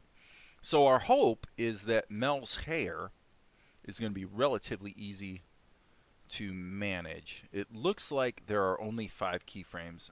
Well, no. So this is the problem with doing like a zoom situation in Krita. But it looks to me, yeah, he's just... Okay, alright. Why is he... Okay, I remember this.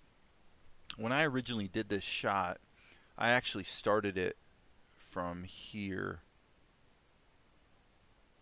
I wanted this pose to be a reference. So the edit starts from here, but I bet if this... Yeah, see, those first 2 frames are in fact there. We're just not seeing them. Okay, so that's fine. So this first shot doesn't matter. This doesn't matter. Does this matter? You know, I mean, maybe it matters. Let's just use some fun liquify to whip it into shape a little bit. Okay, we're gonna say because he's in motion, a little bit of hair flying around is to be expected, right? That's what happens when you're squishing and stretching and bouncing and moving and flying around. And in fact, right there, his hair would bounce up into the air. So the fix is kind of stupidly simple, actually, fortunately, because the animation means that the mistake is going to make it look better, not worse. That's funny. Okay, I see a comment just came through, so I'll check here in a half second and see what it is. Darren, hey man, I meant to ask you the other day, if you're trimming down the cartoon, could it be useful to take out shots that don't necessarily fit in the main cartoon but are fun to watch and to use them in the trailer or intro? Well, I would say any content is fair game for the intro segment, just because you're just seeing a bunch of cool stuff that flies by while the music plays and the credits roll. So you can do whatever you want, really, in the intro sequence. So to be clear, this shot is really a duplicate of this shot. So this is what we're actually going to see. Boop. Boop. Okay, so I would just say this is a little too extreme. It's a little too much. Little bit of bounce is fine, but we don't want to go too crazy here. Okay, and then what I'm thinking is, so I don't know if that answered your question, Darren, but okay, so what I'm going to do is grab the G key and probably use the shadow color, and I just want to, now that we're getting close to his landing position, I want to go ahead and make sure that the tails of his hair are in there. Okay, like that. At this scale, I don't really need to worry about the outlines. This is where we're going to have a little bit of a problem. This is going to be not extra fun. So my thinking is, for some reason this shot of Mel makes me think of illustrations for The Little Prince. I'm not really familiar. I mean, I've heard of The Little Prince, but I'm not really familiar with the illustrations. So let's go back to liquify, and let's basically just pound this into shape to where it works. You know, it's quite gratifying, by the way, you guys, to when you guys make a comment and you refer to the characters by their actual names, like you kind of know the characters. I think that's a pretty cool thing. It makes me feel good. It really does. Okay, so what I'm doing is I'm going to dial this in. Okay, then I'm going to hit the G key and go ahead and fix that. No, Mel's a great character. He really, and as I say, when I do a crowdfund, I'm really going to pitch this fact. I kind of quoted Katzenberg the other day when he was doing back in the days when DVDs, or actually videotapes, were a thing. You know, he talked, as you would expect, you know, on the Beauty and the Beast videotape back in the day. you know, he talked about how, you know, it's all about having great characters and a great story, right? But he was spot on correct. He was completely right. I mean, what else are you going to say on a promotional video? Um, but it's true. And Mel's a good character. I mean, here's a guy who really has a good um, soul, you might say. Okay, so here's what we're gonna do. We're gonna do this in a little bit of an unusual way. So let's save our work just to be safe. What we're gonna do is we're going to just chop some stuff out on the. Okay, that wasn't supposed to happen. Why is his eye sneaking in there? Okay, that was a buffering problem. Stupid Krita.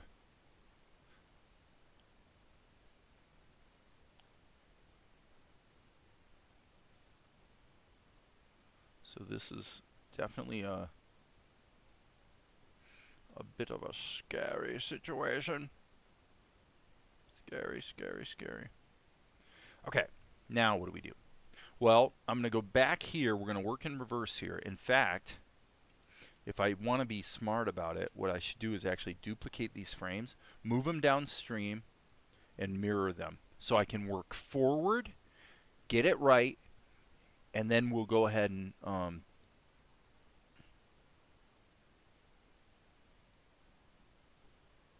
stick it back in there. Okay, how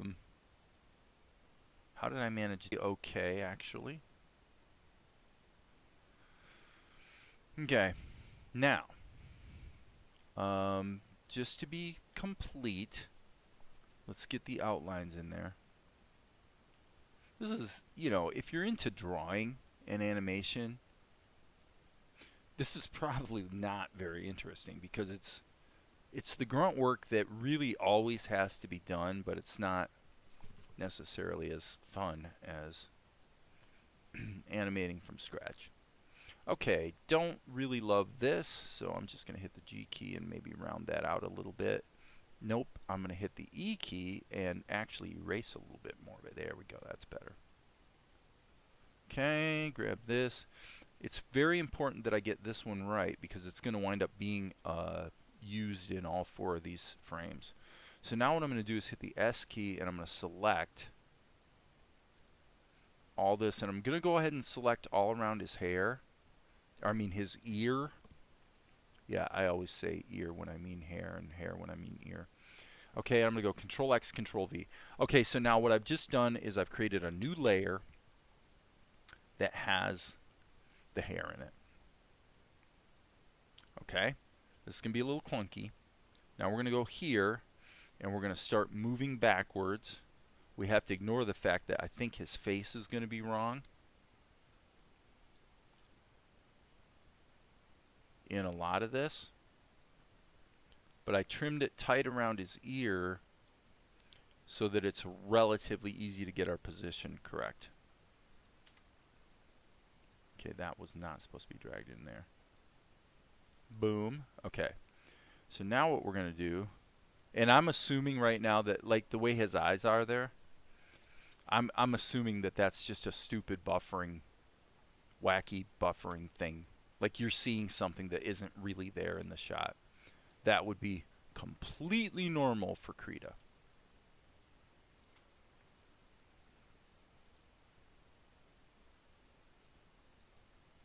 Completely normal. But like I said, by doing it the way I did it, I can kind of size this up correctly around his ear. And then there's going to be a little bit of cleanup here required for sure, but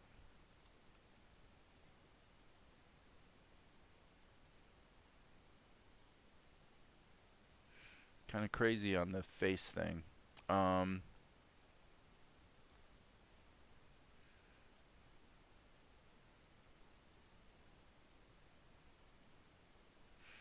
It does not really make sense. What is that called? I can't read it. It looks like it says Sabane. Sorry, guys. Stain. That's the stain? Okay. Paint layer. That's what I wanted.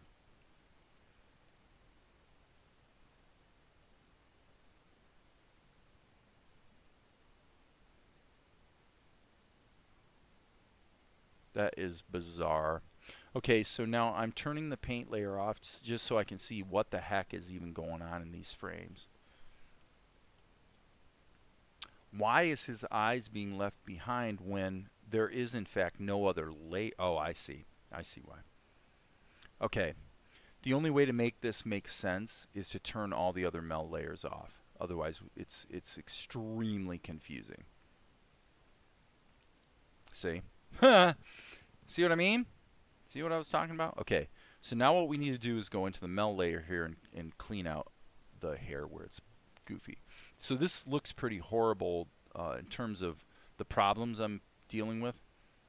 But you're going to find out this is actually, we're in good shape here. Okay.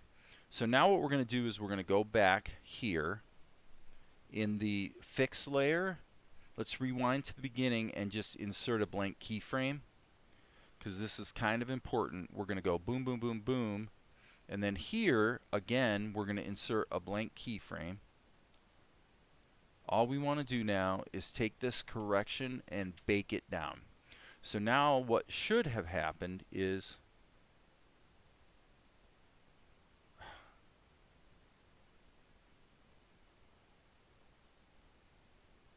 why are we not seeing his...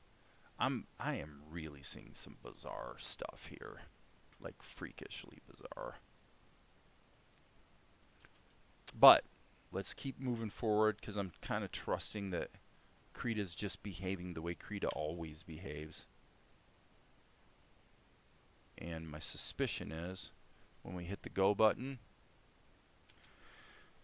yeah, we're in good shape except for the fact that the guy's face disappeared. Okay. I never painted his eyes out. Oh, I know what the problem is. The eyes are on a separate layer. Duh. There we go. Everything's back to normal. We did it. Look at that. Look at that. Fixed. Whew. Whew. Feel like I dodged a few bullets on that one, people. I feel like I dodged a few bullets. Okay, where are his eyes? There are his eyes. Okay, let's render this and then compare it to our other characterization situations, because I kind of feel like his eyes, once we finally see them here, that they're kind of not quite right. In fact, let's do it this way. Let's just go to the next frame and hit the old, our old friend Liquify.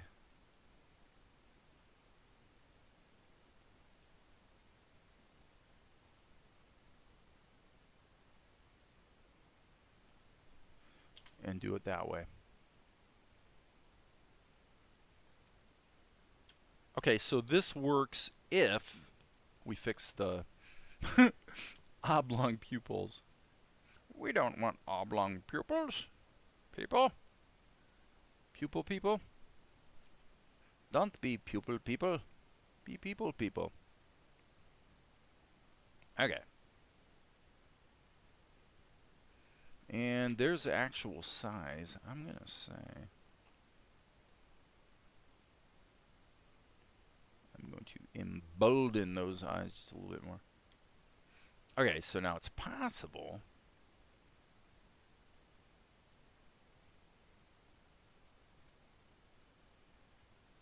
I wonder why I had the eye decorations. Okay, we're going to put this here. And I definitely do not like that. I'm going to leave that out for now.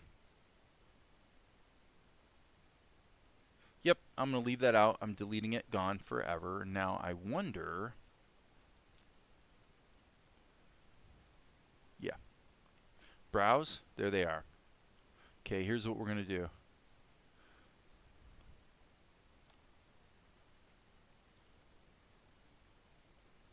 we're going to take the A key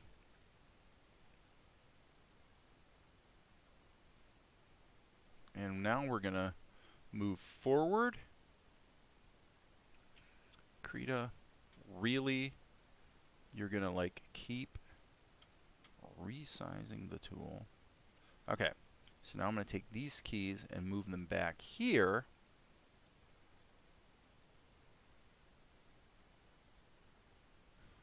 Cool beans. Save our work. Okay, so we got shot number 257 that we need to render. BlendedPlanet? BlendedPlanet, Soda Pop? Not BlenderPlanet. BlendedPlanet. 257 is the folder, and Lordy B, I think 257 would also be the file name. Let's find out. And Krita does complain. Okay, so I meant to ask the other day. Oh wait, you already asked that. Okay. For some reason, okay. I imagine it'd feel less like you're throwing a shot away if you can repurpose it elsewhere. Therefore, you'd be more likely to remove it. But I know that you're not scared to edit hard.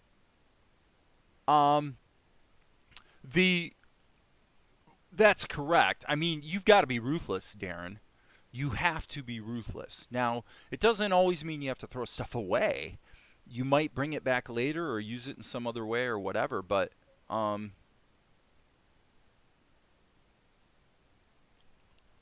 so here the problem is just going to be his hair. Okay, like this whole sequence, gosh, dude. This whole sequence, it's not that long, but this whole thing, the guy walking through the desert, yada yada yada. This is the old Mel, and then he morphs into young Mel, and Mel's the narrator. Guess what? It's all gone. It's deleted from the show. I'm taking the vibe that I think is appropriate. Then look at the live stream I did yesterday, because I think I've re-envisioned the beginning of the show in a way that I think is going to work really, really well. That's my opinion. I'm sticking to it. Let's go ahead and just keep rocking forward here. We've done our job. Everything worked. Let's open 260. File, open. You know, one would hope that going forward, the number of shots that need to be, you know, redone and fixed, and, you know, the characterization's wrong and blah, blah, blah, that number would go down. Well, I will tell you, there's no question that number has gone down. This sequence I'm working on right now was done at the time when the basic look of the show was starting to get to where it's like, okay, this is looking good. This is working. But the characterization part of it wasn't quite dialed in yet. Now we get pretty much past what I'm working on right now. Pretty much past this little sequence right here. So from here to here, once we get past here, most of this stuff's pretty solid. And it's become increasingly solid as we go along. All this stuff with Mel, I think, worked out fine. There's a couple backgrounds I need to add, but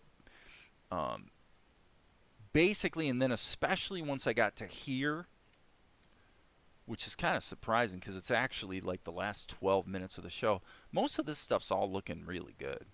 You know, there's a few tweaks here and there, but basically the punitive level of corrections that I'm having to do right now, we're getting close to the end of the line. And I fully expect going forward that this sort of thing won't be required anywhere near as much. So here's hoping. Here's hoping. Okay, here's the bad news. The bad news is, for some stupid reason, this has got a bunch of animation keys. What the heck? I'm going to turn these two layers off and see what is in here.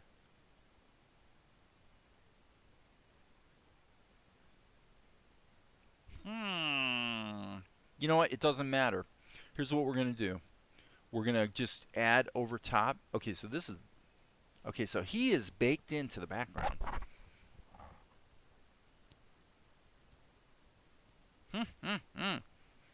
This is slightly horrifying.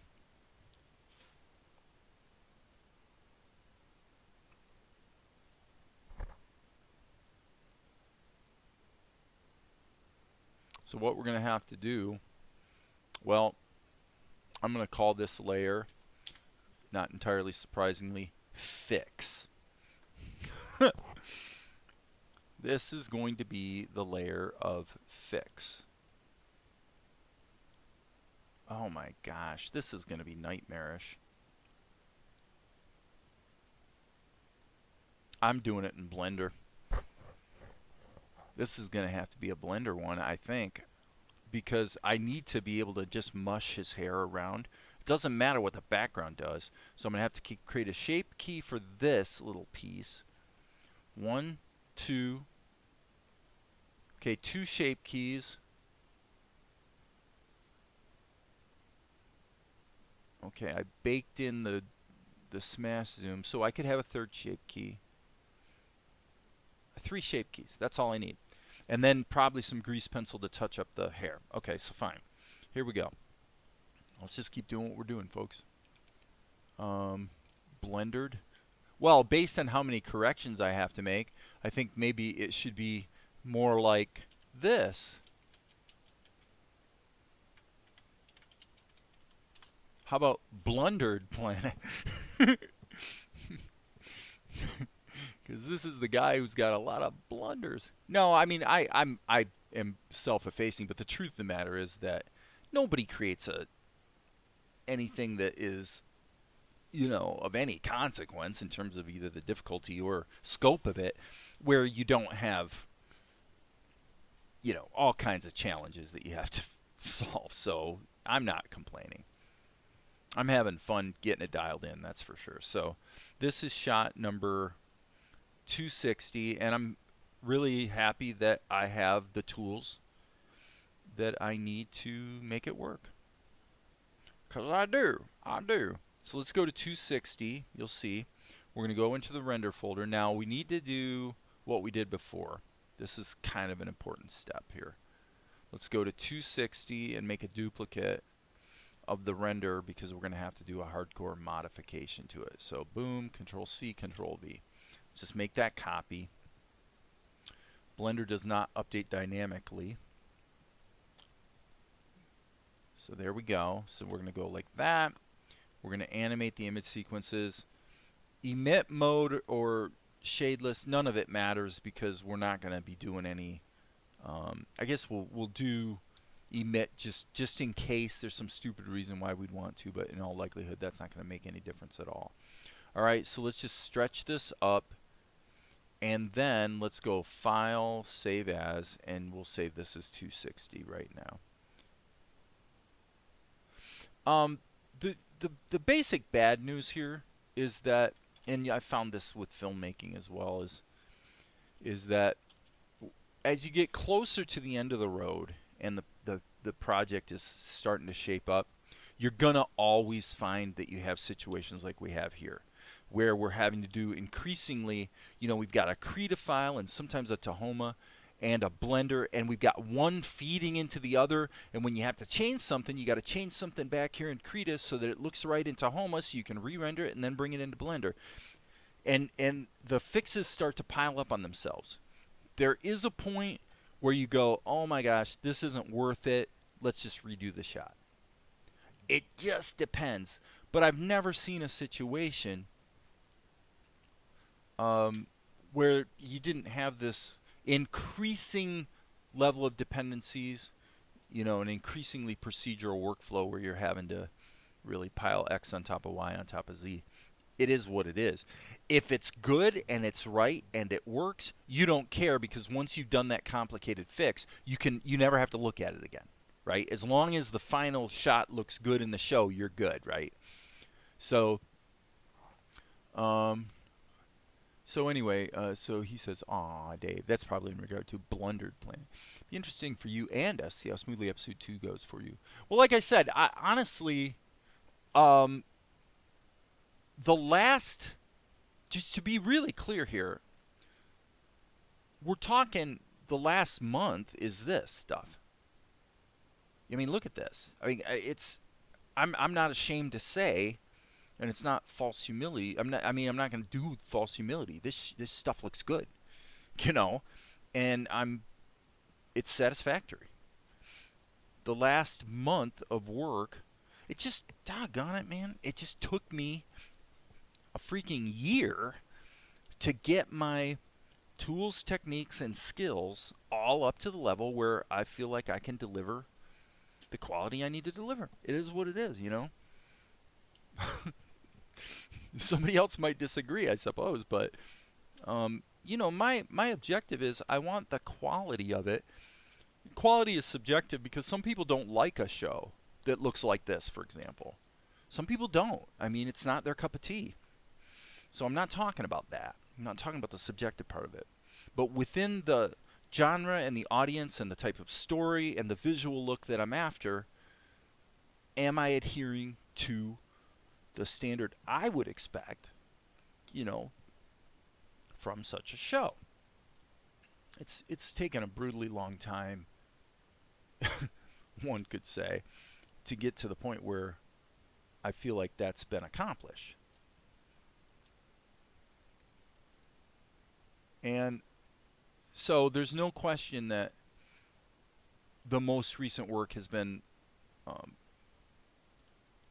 much less error prone and problem prone. There's still glitches, there's still things you got to fix, but basically we're in good shape.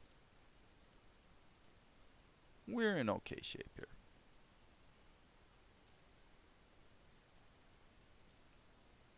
This little neck thing is a little wacky. Okay, his hair's actually sticking up below. Probably want that point right there. Now you can't get too crazy with it. Okay, if I turn that off and then we dial it in, look at that.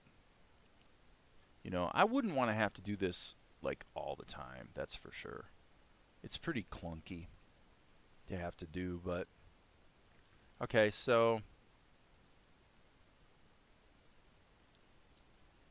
okay, so what I'm going to do is I'm going to insert a key here,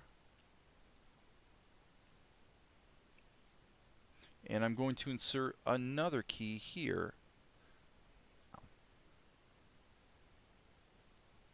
Okay, insert a key there.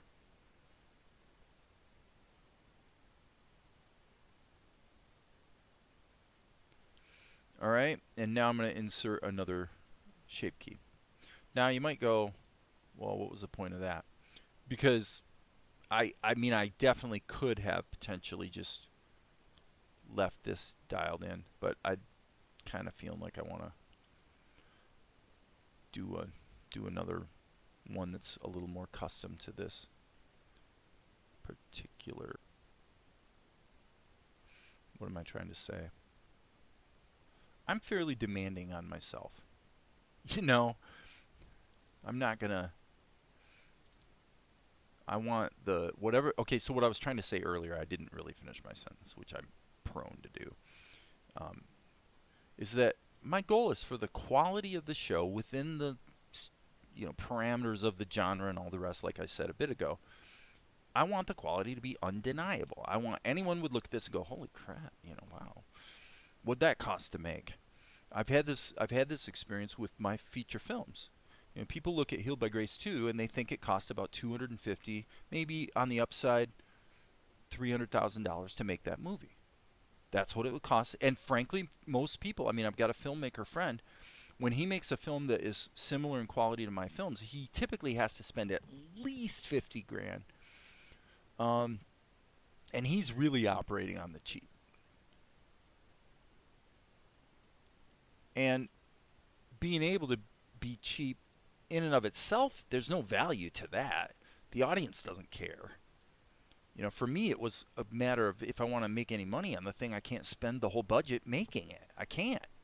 Otherwise, it's not worth doing. I mean, I hate to be, I'm not the pure artist who's just, I've just got to see my vision, even if I go bankrupt in the process. Screw that. That's not the way to do it. So, you got a film that costs $8,000 to make, and that included paying Sean Young, a Hollywood actress, to come in for a day and shoot 4 scenes. $8,000. total budget, I mean, like literally the whole entire cost of that film was $8 grand. And yet,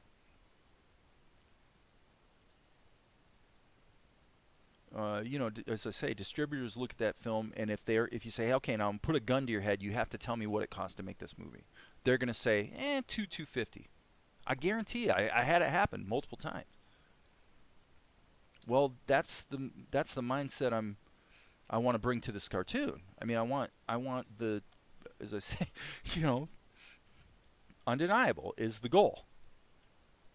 It is what it is. Now, I'm not going to say I'll achieve that. I may not. I may fail. But that's my goal. That's what I'm trying to do, right? Okay, so we're looking okay here. We are going to have to... I don't even know why I'm telling you guys this. It sounds like a bunch of self-indulgent crap. I know. Believe me, I get it. You know, if you're trying to make a freaking cartoon, okay, it's a bit of a lonely pursuit, okay? You know, it's a bit of a weird thing to want to do. Actually, I didn't mean to hit the tilde key. I meant to hit the tab key. You know, and so anybody, you know, here on YouTube who is trying to do the same thing, hey man, I'm rooting for you, baby. I know how hard it is. But it's not that hard, you know? And in the age of COVID-19, what better time, people? You know, hey, Amar's weighing in. I say to Amar, I say to Darren, I say to any of you guys, you know, Yvette with your books, there's never been a better time to just go do what you're going to do because everybody's stuck at home anyway. You know? Do it. And if it fails, it fails. It might. It might fail. But at least you tried. Right? At least you gave it your best. I hear Kyle coughing in the background. He's doing the same thing. You know, he's got a web development business that he's developing right now. And a couple months ago, he started drifting away from the approach that I had taught him, and he's like, yeah, I think I'm gonna do the Wix thing. You know, I'm gonna use Wix as a platform. And I'm like, Kyle, do it your way, man. I hope your way turns out to be 10 times better than mine. You know, because I have a fair number of website development clients. You know, I've developed, you know, I've done commercial work for over the years. You know, own it, baby. Make it your own. Do it your way. I think it's awesome. And then he's starting to get the clients piling up. He's talking about, you know, if I'm close to the point where I could actually move out and move to Vegas and just kind of do what I want to do. I'm like, absolutely. Rock and roll, man. It's awesome. All right. Let's see what we have here. So, I don't know. Maybe I'm boring you guys terribly. I just don't know. Okay, we obviously have a really serious problem here. We have oh, I see what's going on, I think. I know what's going on. Well, that's, you know, it's like Yvette made the comment about thanks for the voiceover. Well, my feeling about it is, look, if you're not just dinking around, you know, if you're really seriously trying to do something, if I can help, of course, you know, I'm happy to help. The reality is on YouTube, you know, most people are just kicking at the tires. You know, they're just kind of checking things out. They're not really serious, and that's okay. You know, it's an entertainment platform. You know, it's supposed to be fun. No big deal. Okay, so let's go grab this key. And I think I'm a little confused here, but what I think needs to happen is we need to go back here, turn this key down, insert a key there, and then I'm pretty sure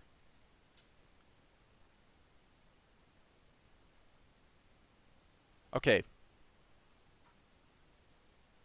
what I think needs to happen here is this key needs to be turned back down. I'm just going to do it. I'm just going to turn these guys down and insert a key there, and then this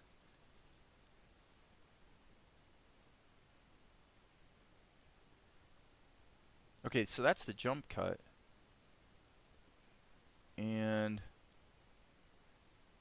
these keys need to be duplicates. Sorry about that, guys. I don't know what I'm doing here. I'm being a goof. These keys, doggone it, man.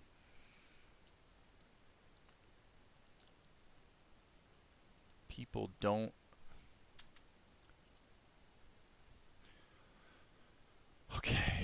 Okay, Blender. I'm trying to just grab the one key. Oh, come on.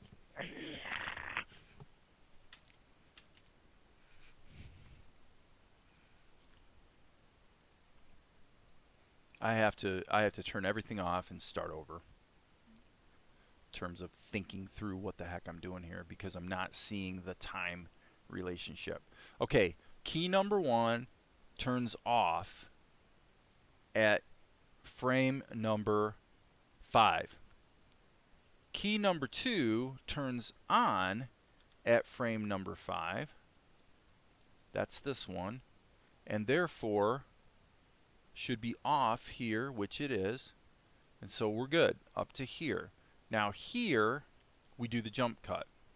Okay, so now these two keys at the jump cut should be turned down to 0. I key,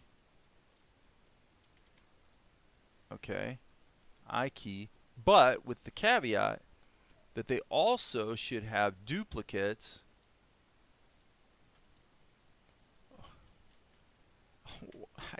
I hate this. I can't even describe how much I hate this.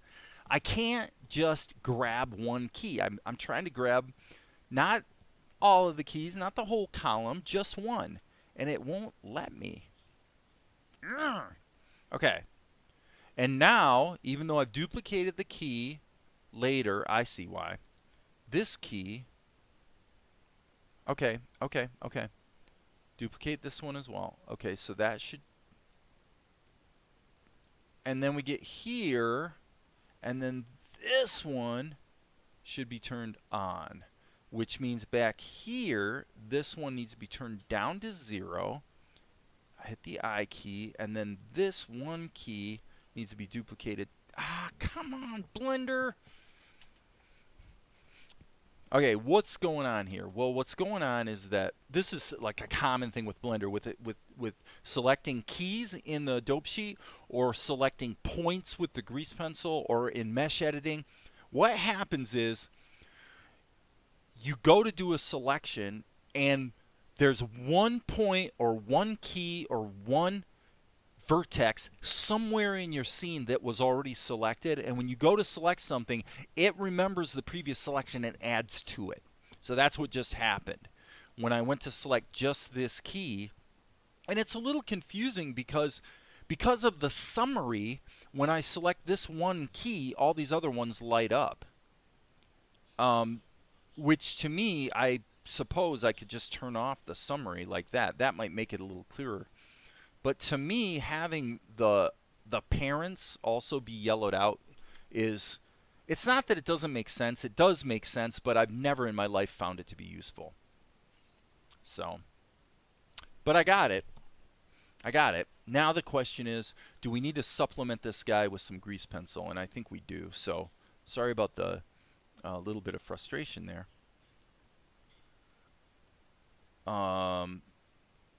Okay. So what we're going to do is we're going to just knock it out with the grease pencil. So we're going to have to do it this way. Let's go into edit strokes mode. What we want to do is just create a grease pencil item that's going to be matching our hair color. Same as we did before. Okay, so let's just do this as simply as possible by hitting the D key, and let's just put this shape in here like that. This is where the grease pencil can be quite useful. I mean, it is a very powerful tool. It's just not the be-all, end-all, you know what I mean? There's, you know, sometimes it's the right tool for the job. So, okay, so what we're going to do is, let's just get this in here. It doesn't really matter how many strokes I use. I'm going to have to create another color for the shadow region as well. Okay, so that takes care of that. And then we'll do what we did before. Let's duplicate, let's copy the color, boom. And then Blender, instead of putting it immediately after the color that we started with, I actually think this loops around, by the way. Yeah, it does. Okay, so now this is going to be our shadow color. So I'm going to take and sample that, copy that there, and now I can go D key and just put in a little shadow situation. Okay, cool. So that works. That's all good. And then we need to switch our dope sheet to be the grease pencil. And then we just need to go forward until we see something that needs to change, like that. And now this could be done one of two ways. Probably it could be done this way.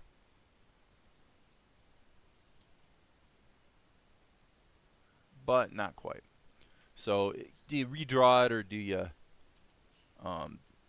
you know, do you try to move it around? It just depends. It really just depends. In this case, I think we can do a little bit of both. So I'm going to grab this over here, rotate that so it lines up with his neck, or his skin, I should say. And then I'm hitting the shift key so I can drag a lot and really dial in the position of it. Okay, I think we're okay. So now I'm going to come back to that frame. I'm going to come back to that frame and add the outlines. Actually, strike that. I'm going to do it now because I might be able to scale it up. I'm going to turn onion skins off. They're really not helpful. So yeah, let's put that outline in there. So what we're going to do is let's grab our ink color, D key, and just go ahead and put a line around that. I probably should be using the dip pen so I can get a little bit more thickness, but I'm kind of doing it the old school way, just scribbling in the, you know, the density of the line as opposed to trying to mess with my brush settings. To the scribble technique's actually going to probably wind up being quicker, you know, a quicker way to just get the result I'm after. So particularly because the grease pencil, when it renders, it takes your scribbles into a fairly large degree, resolves them into pixels, as you can see. So, you know, looks fine, right? Okay, so that was good. Now what we can do is go forward to this frame, to the jump cut, and then probably, I would expect, in this case, we probably can just scale it up, and it's going to be pretty darn close. So again, hitting the shift key now, I'm going to scale this. Yeah, that's okay. Then we'll just grab these guys and move them around a little bit. Size them up a little rotate. You could use the sculpting tools as well, but basically that got me where I needed to be. Yep, that's it. Okay, save our work. So if we come back here, boom. Yeah, his hair is just out of control, baby. Once we get past this shot, you know, it's actually better. Little problem here, though. Little characterization issue here. So We'll get her figured out. So this is 260, and what's our render settings? Completely wrong, completely wrong. So we're gonna go, we do want pings with an alpha channel, but this is supposed to be rendered into 260. So we want to go to scenes, 260. There's the render copy. Here we're gonna put in 260, like so, and then come down here and add a period. And we're using Control F10, doing an OpenGL render so that we can get the grease pencil strokes overlaid over top of. Okay, we have a problem.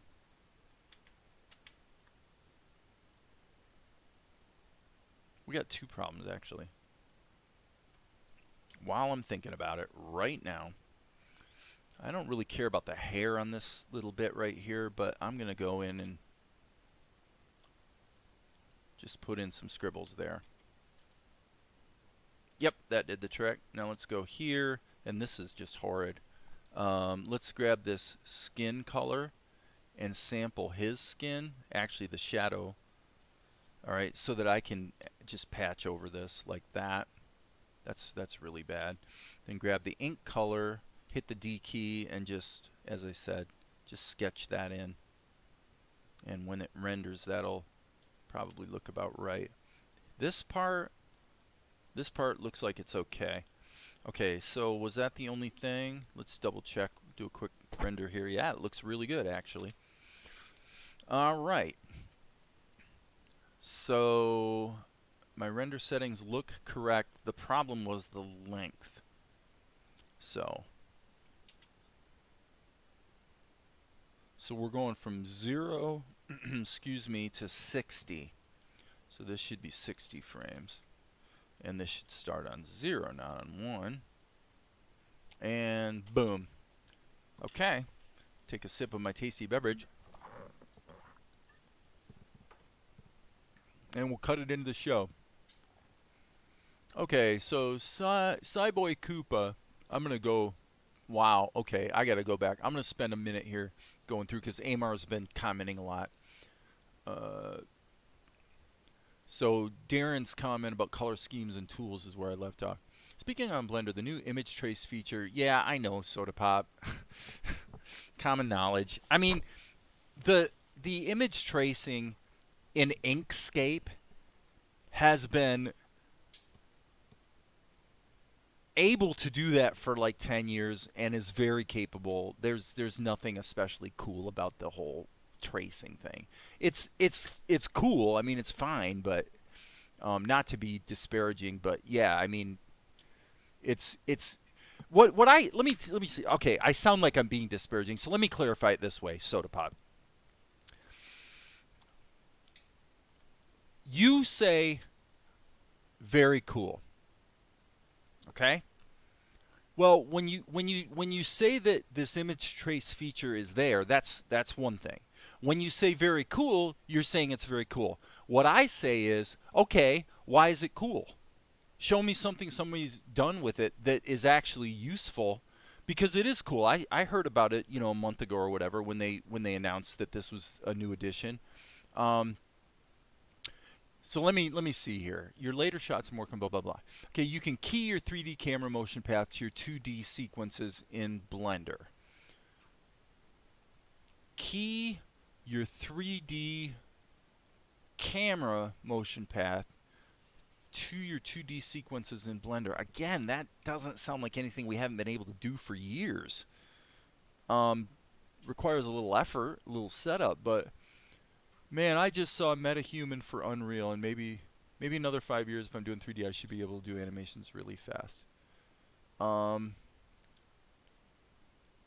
Yeah, and if the direction is super real human, that's a big win. So Soda Pop's gonna check that out. I mean, there's a lot of cool things going on with Blender. The tracing thing is cool. I just don't know what the utility of it is. Usually that's the type of thing that for me is a fix situation. In other words, I've got something that's a pixel-based bit of art that's got a real serious problem. and I need to convert it to some vector format in order to be able to stretch and maybe scale it up without it blurring out. That's where converting to vectors and tracing can be quite useful. What the other applications are, I'm not really seeing it yet. What it would allow you to do is, you know, you could take a 3D model or an image and trace it, but I don't know what that really gives me over just using a 3D model and moving it around in 3D space. So the applications are still to be discovered to a large extent, no question about it. But this comes back to the comment I made the other day about the 3D thing where you've got your hands in a virtual, you're wearing virtual reality headgear, and you're actually drawing in Blender in 3D space. My prediction is 1 or 2 people are going to do something really cool with that. It'll be in an animated short film. It'll be amazing. And everybody will talk about it, and then all the newbies will start to use it and do really, really silly little test animations that don't look very good using that capability, and it will never become mainstream. That's my prediction. I could be completely wrong, but that's my prediction. It'll never become mainstream. Why? For the same reason that assembly language programming doesn't become mainstream. It's still important, and there are people who do it, but it'll never be mainstream because it's so freaking hard to do. You know? Engineering, really, really high-end technology will never be mainstream. And so what happens is all the people in the, you know, the Blender community and whatnot get all excited about this stuff, but the reality is the utility of it is modest.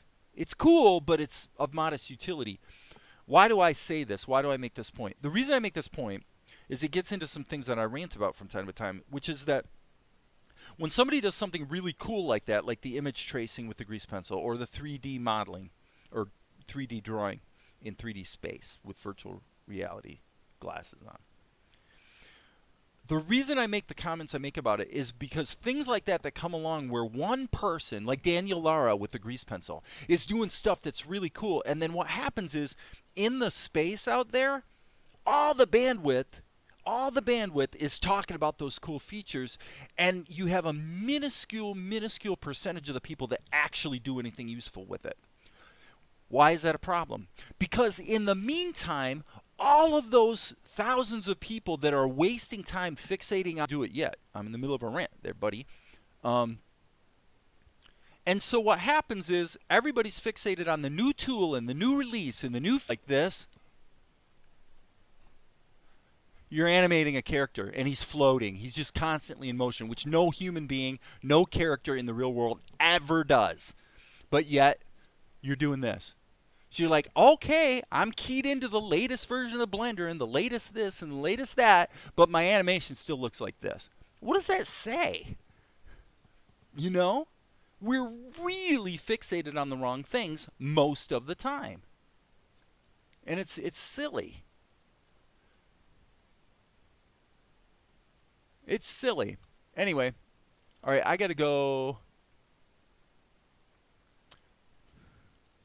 I gotta go check the shopping list. Okay, so yeah, digest the rant. Well, I'll be back in 1 minute.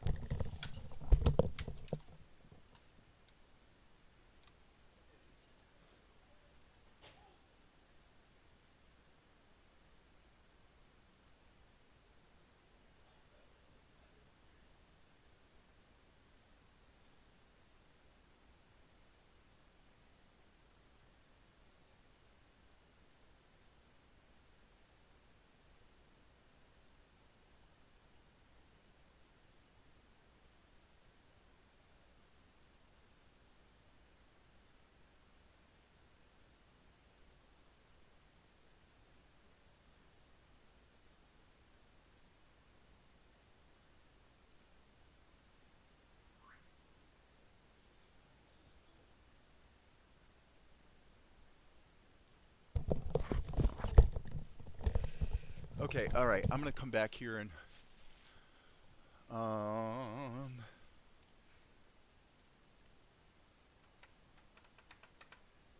Unity and Unreal mix what I want to do with game creation and animation. Cool beans, dude. Do it. Some people are making animated movies with Unity and Unreal. Okay, Amar's comment there kind of gets to the heart of what I'm talking about. Here's the problem. When you take a tool that allows you to do something that all of a sudden is like really cool, it's like an order of magnitude cooler than what we could do, last year. Okay? Here's the problem. Amar, here's the problem with what you just said. Okay? I'm going out on a limb here, but I think I'm right about this. You're talking about being able to do what you want to do in 5 years. Here's the problem. Unity and Unreal mix what I want to do with game creation and animation. Some people are making animated movies with Unity and Unreal. Here's what's going to happen, Amar. This is really important to understand. By the time the tools get to the point where you can just go ahead and create a movie, people are making a movie with it, it will already have been passé. By the time it's reached the point where it's easy enough to do something cool, that means by definition everybody can do it because they've made the tools simple enough. That's why explainer videos look the way they do. Explainer videos can be very educational and very useful and can be awesome, but for the most part a lot of them look really, really, really stupid. Why? Because the tools to make them, by the time they percolate down to the most of the population, the people that are selling, animated explainer videos to your local accountant, who wants to add something cool to his website, by the time the tools percolate down to the point where the average person can do something useful with them, they have to be simplified to the point where by definition, they're not cool anymore. They can't be. What is cool at that point? What's cool is the presets. The presets that come with the program that let me just push a button. Oh, I pushed a button, and oh, that looks so cool. You can make money that way, and there's nothing wrong with that. You can go and sell an explainer video to the local accountant, and he'll pay you $500, maybe, to create something cool. So, yes, you can do it. But that's not who's here. That's not who's here watching my channel. The people that are watching my channel, watching what I'm doing, want to create something cool today. It's not about the Unreal Engine. It's not about Blender. It's about telling a story with characters that you like, that you get on board with. That's what it's about. And everybody think about it. Look back in the past over the last 30 years in the world of animation and films and everything else. The number of times where the technology has driven anything useful and cool has been very, very few. We're seeing it right now in the transition away from green screen to LCD screens or LED screens. Okay? Actual virtual environments that are you just film them. So there is a change going on. But it's what I was saying about bullet time the other day. The Matrix palpably and tangibly and dramatically changed what people expected to see. But that doesn't happen very often. Most of the movies and cartoons that happened over that entire 30-year period, meaning 10 years before and 20 years after The Matrix, all were done, using the tools at hand. What did happen as a result of bullet time? It changed everything overnight. What really happened? Just what I said the other day. Within 6 months, you were seeing it in every commercial, and it was as boring as... It was utterly, I've seen it 1,000 times, I'm sick of it. The cool stuff isn't actually cool. What's cool is the boring, hard work of learning to write a story, learning to create a character, learning how to develop that character in that story and keep people's attention for 20 minutes, maybe an hour and a half, maybe 2 hours. That's what's cool. Blender's not cool. I've been using it for 20 years, but it's not cool. It's just a tool. And I rant about this stuff because it's like what people think is cool at the moment is just a distraction from what they should actually be doing if they really are serious about this stuff. If they really want to do it, they have to learn how to write a story, or they got to team up with people who can, you know? And we talk about it, and we talk about it, and we talk about it, and years go by, and we think the next tool that comes along, I'll finally be able to realize my vision once the next tool comes out. Baloney. Either do it now. I feel very, very strongly about this, and this is how I would talk to my children. And I strongly encourage my children to do whatever they want to do. But just do it. Just go. You're going to make mistakes. Just like I have on this cartoon. I got to fix all these shots. I don't care. I don't care. You know why? Because when it's done, it's going to be good. And I know it's going to be good. And I'm determined that it's going to be good.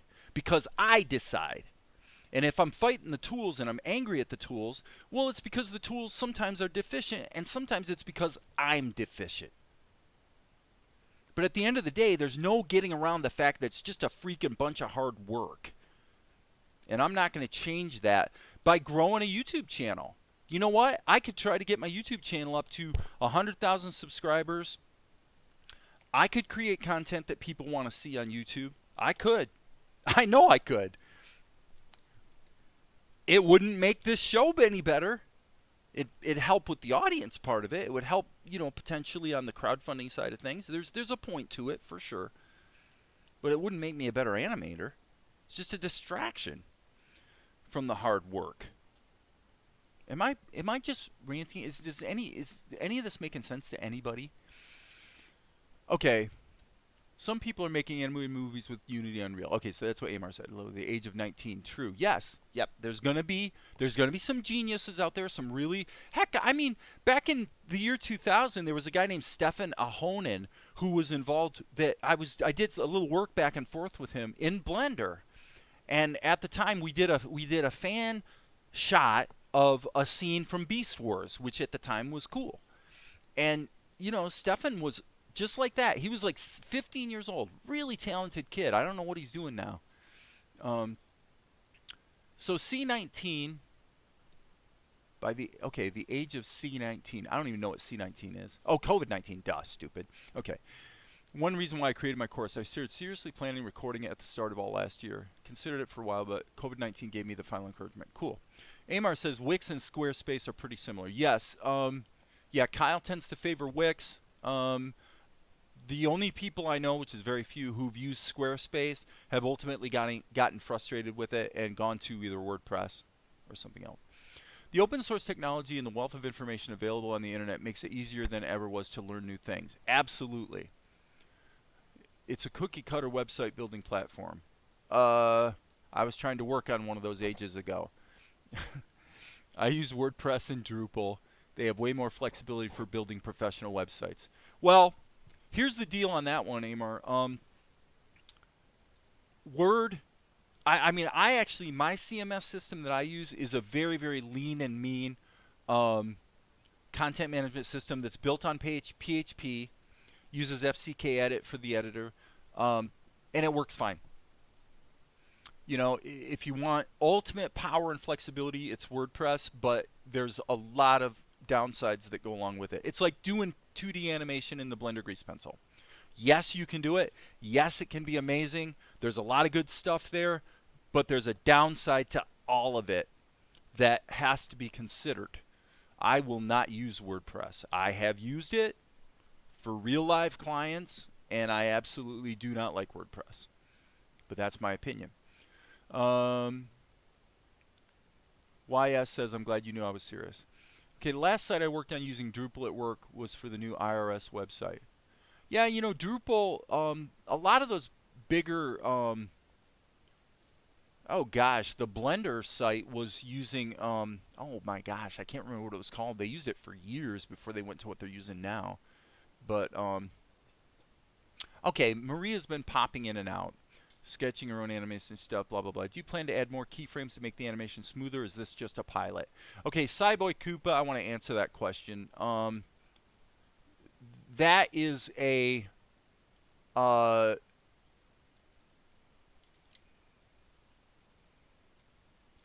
that question is a bit of a... Okay, the short answer is no. This is a cartoon that runs almost completely at 8 frames per second. Okay? Now, if you go back and you watch Avatar: The Last Airbender, watch almost any anime you could name, and really watch it, and what you'll discover is 90% of the animation happens at 8 frames per second. Sometimes you go to a higher frame rate for a special reason or a special effect, but basically for economic reasons, most of it is at 8 frames per second. So that's what this is. Cyboy Koopa Entertainment says Krita probably has a better animation creator. Cyboy Koopa Entertainment maybe hasn't done much animation in Krita because Krita is the tool I use about 70% of the time, and it has the weakest animation tools of all compared to Tahoma or Blender. And yet I use it 70% of the time. So you can figure out for yourself why that might be. Yvette says, select twice to make sure you deselect the light. You're right. Yeah, in Blender you just... Okay, so Soda Pop says, awesome. Everything's awesome. Still not a big fan of the Krita timeline. I don't blame you, Soda Pop. It's got some real advantages. I would rather deal with the Krita timeline than the Blender dope sheet. I will tell you that. Sometimes you have to use something for a while, and then you get grudgingly used to it, and then you start to like it. Yeah, kind of to a degree. To be clear, Maria, and also Cyboy Koopa Entertainment, there is no animation function in Krita really, in the sense of, I mean, you can animate, you can create a sequence of frames that play, and then there's some things you can do like cutting it into pieces and moving things around, but there really are not any animation tools beyond simple frame-by-frame animation. Yeah, Soda Pop's right. You can't loop. You can loop, but you have to do it manually by just repeating the frames. You can trace and convert 3D animation in Blender. I think that may be what they're talking about. What happens with most processes and tools. Correct. People try them out and adapt to the workflow and move on. People are trendy in social media. Is it right? Yeah, exactly, Amar. That's true. The benefit is you can draw a pencil paper, perfect drawing animated sequences, and convert to grease pencil for coloring and composing with 3D camera. Well, I want to challenge you, Soda Pop, to do that. Do it. Do some animation on paper, and then bring it in so that you can do coloring and compositing with a 3D camera. We'll check back with you in a couple weeks and see what you've come up with. Okay? Because it's a well-rounded pipeline. It sounds like it's great. Okay, great. Let's see it.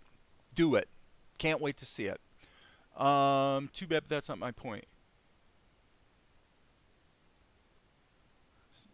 I'm not doing it for cool. I needed to get it done. Well, that's good. That's the right... Did he ever answer my question? Cyboy Koopa's question was... more keyframes. Yeah, I answered that question now. The answer is that there is no reason to add more keyframes. If it looks choppy, that's my fault. Okay? So if there's something animated but it looks choppy, that is my fault because that means I am not doing a good job of animating. Okay? One thing I've learned in the last couple months that helps with that is that if you're going to do animation keyframes, like this one right here, he goes from this position to sort of a middle, well, he jumps right to the final position. But doing some easing where you have, if I'm going to get my hand from here to here, what I found last night, all the technology in the world can't save a piece of art if the piece of art itself is lacking. Maria has just said the wisest thing that's been said here today. Thank you, Maria. You're completely correct. That doesn't make us old fogies. It doesn't make us Luddites. I'm using the latest, greatest stuff, okay? But I understand that the latest, greatest stuff always comes at a cost, number one. And number two, will never get the job done by itself in any way, shape, or form. If it makes it possible to get the job done easily, by definition, everybody's doing it, and what I'm doing is no longer cool. Creating characters and stories are part of the process, but you have to economically get things done. Yeah. That's why I can still sit down with my nephew with nothing but my voice and memory, and he'll still sit with me and listen to it. Absolutely. Absolutely, Maria. Yes, thank you. I'm so glad you're here. If there are other ways that work, I always keep my mind open for other ways to get these ideas out of my head. So do you plan to add more keyframes so it looks smoother? Okay, Cyboy Koopa is repeating his question because I didn't answer it earlier. And we do have a 30-second delay here on the... you, of course, know that smoother animation draws in more people, although this is like a pilot. Okay, so I want to be clear that this is... And Cyboy Koopa says interesting, probably because he doesn't agree with what I said. Probably. He might not disagree, but probably he disagrees. And rather than be rude, he's saying interesting. I get that. That's fine. Again, watch Avatar: The Last Airbender. Watch, I've mentioned Del Toro Quest as being an example. Watch almost any anime. Okay? Not the fun action stuff. Not the stuff that is... that takes up 2 minutes of the show that's thrown in there as the money shot that makes it look cool. Because that stuff is cool. Okay? Clip Studio's a great tool. Absolutely. Blender's a great tool. They're all great tools. What matters is what you do with your time. That's what matters. Okay? Well, simple answer, sure. Maybe there's a better free animation software. Maybe. You know, like I said, Blender's good. Krita's good, Tahoma's good, Clip Studio's good. TV Paint's a little spendy. Anyone, I would say, just grab one of the tools and just learn it so that you can start getting your ideas out. It's about the ideas. It's about the characters and the movement. No, that's okay, dude. Cyboy Koopa Entertainment. That's cool. I ran about these things because I'm a father. I've raised 3 children to adulthood. Kyle is actually 18 right now, but his business is starting to become quite, you know, it's becoming successful. I shouldn't say quite successful. He's really just getting started. But, you know, he's gone through a very difficult process of educating himself on the technical side of things. I forced him to learn the programmatic side of it. You know, JavaScript, HTML, CSS, the basic, you know, likely suspects for web development.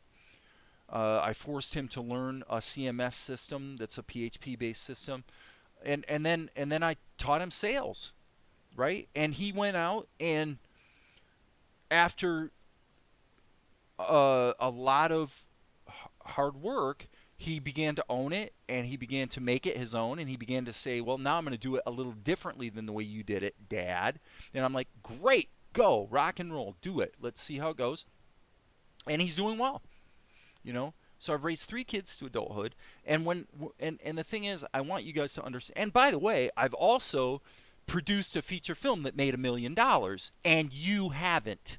Okay, let's be really clear about that. I have, and you haven't. I know how to create a movie that makes $1 million because I've done it. I've made 8 movies, and every one of those movies I've written, directed, edited, acted in. About these things, I kind of know what I'm talking about on some of these things. And it's hard. I better re-render this and see where we're at with this. The process of learning how to develop characters and tell a story in an entertaining way and blah, blah, blah, takes a lot of time and experimentation and effort. So all of the time that we spend debating the latest tool is utterly wasted time. Well, I appreciate that. Thank you for clarifying, Cyboy Koopa.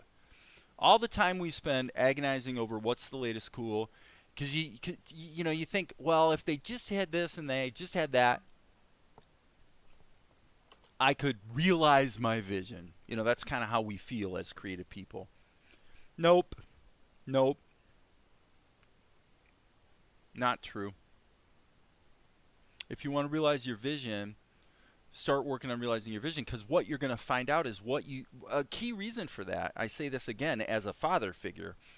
The reason is that you don't yet know what the problems are. Okay, when you're trying to find the latest tool that's going to make it easier, no, Soda Pop, I'm not. No. The movie that made $1 million, I've seen probably I've seen maybe 60, 80 grand of that actually myself. Most of the, frankly, the distributor. It's a funny story actually. I'll tell you what happened was, um, I had a deal with. I'm gonna switch to the webcam here so I can sort of talk to you guys. Okay. So what actually happened was, um, I had made a movie for basically no money, and it got picked up by sort of the second tier fledgling cable network is what happened. Okay. And in the process of that happening, I made friends with the guy who was sort of the main ambassador, or the sort of the interface to this cable network. And we became friends. And over 2 years, after 2 years, they came to a place where they wanted to bootstrap original content that they would own, and then they could then exploit that content. But of course, at the budgets they were talking about, it's really hard to find a filmmaker who's going to actually deliver a good product, right?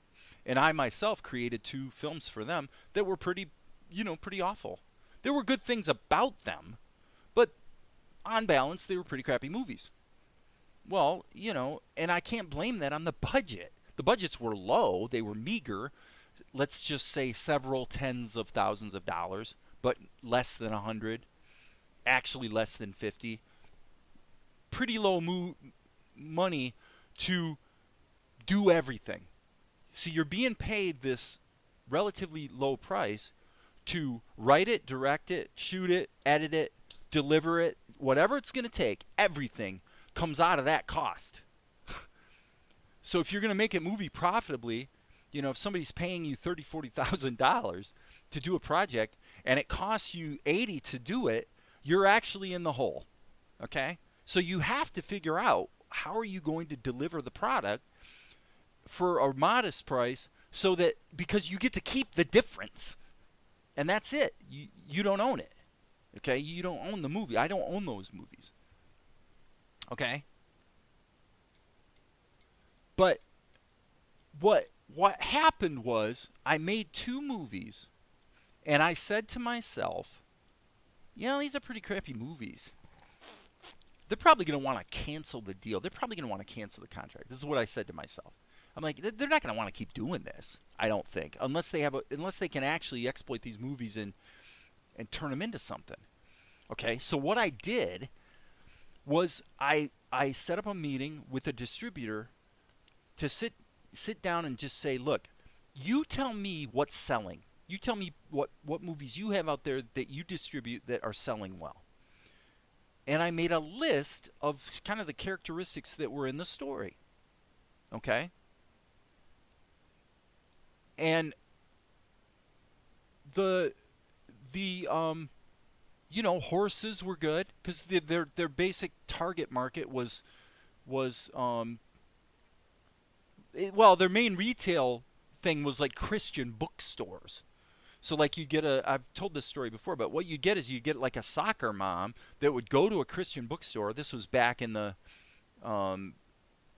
mid 2000s, 2008, 2009 kind of situation.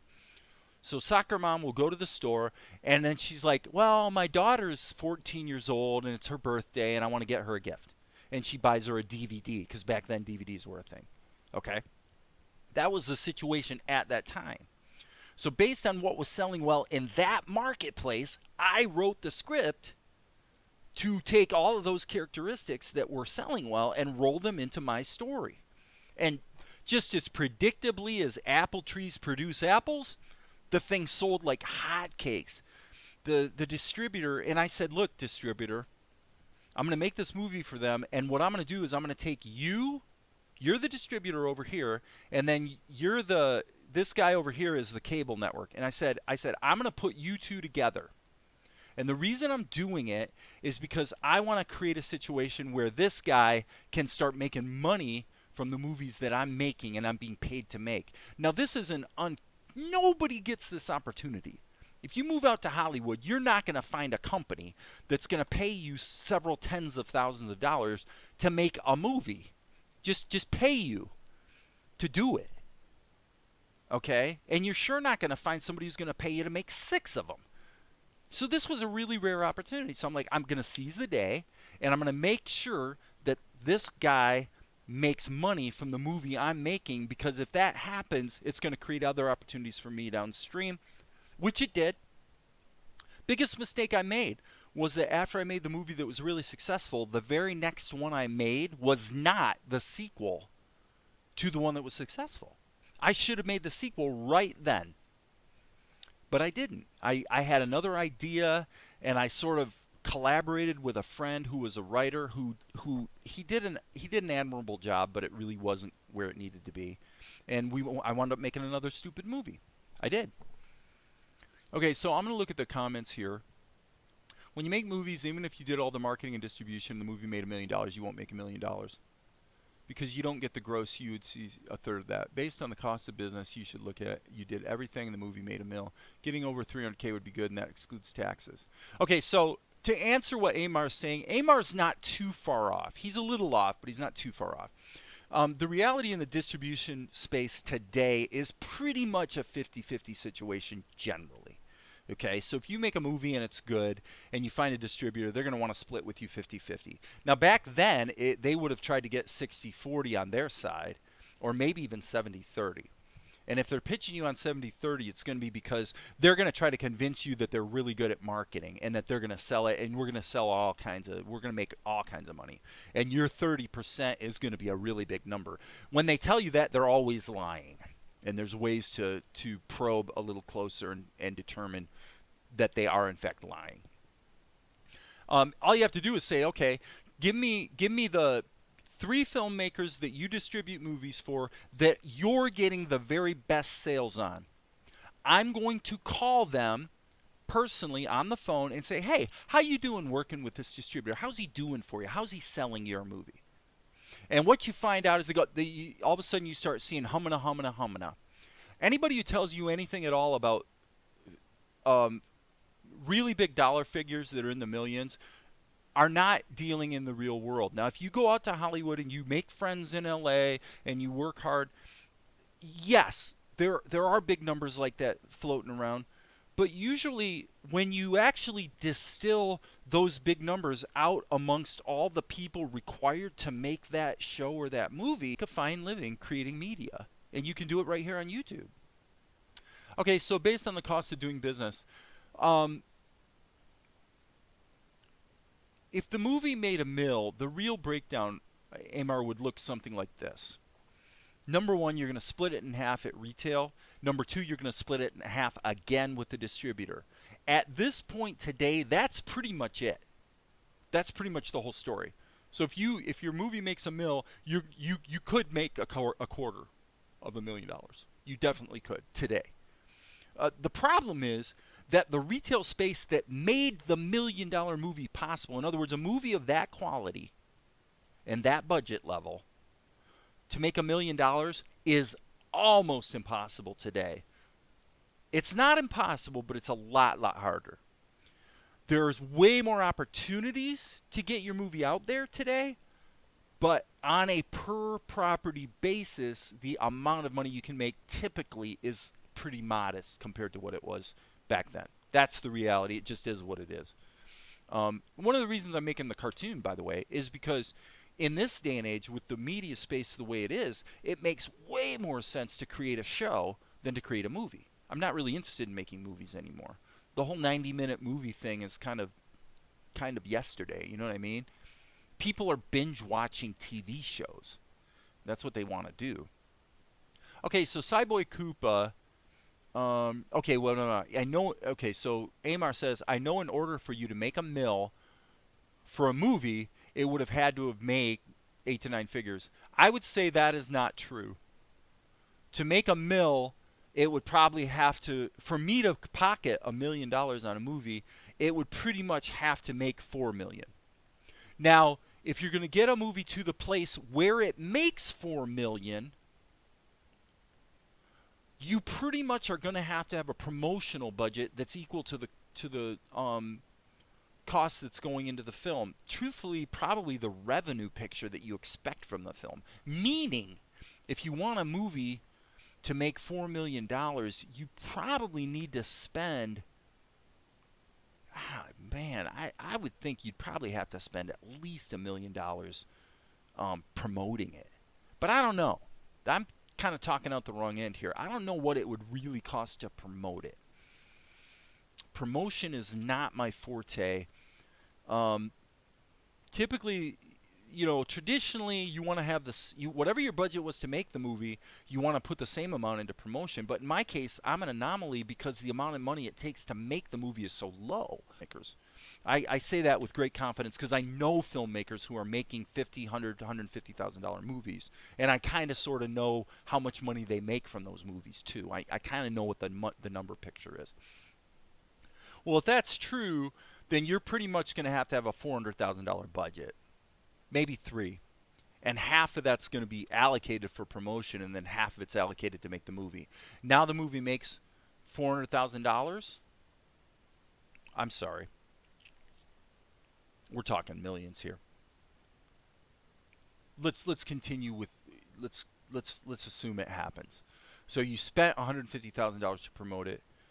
Let's say you get lucky, it's the right movie at the right time for the right audience, which is all required, and you make $4 million. Okay, you $4 million split at retail, your $4 million split again with your distributor. It's possible to do it without a distributor, but it's a lot of work because you've got to conform your property to the requirements of every single platform individually. Tubi, Pluto, Netflix, Amazon, whoever.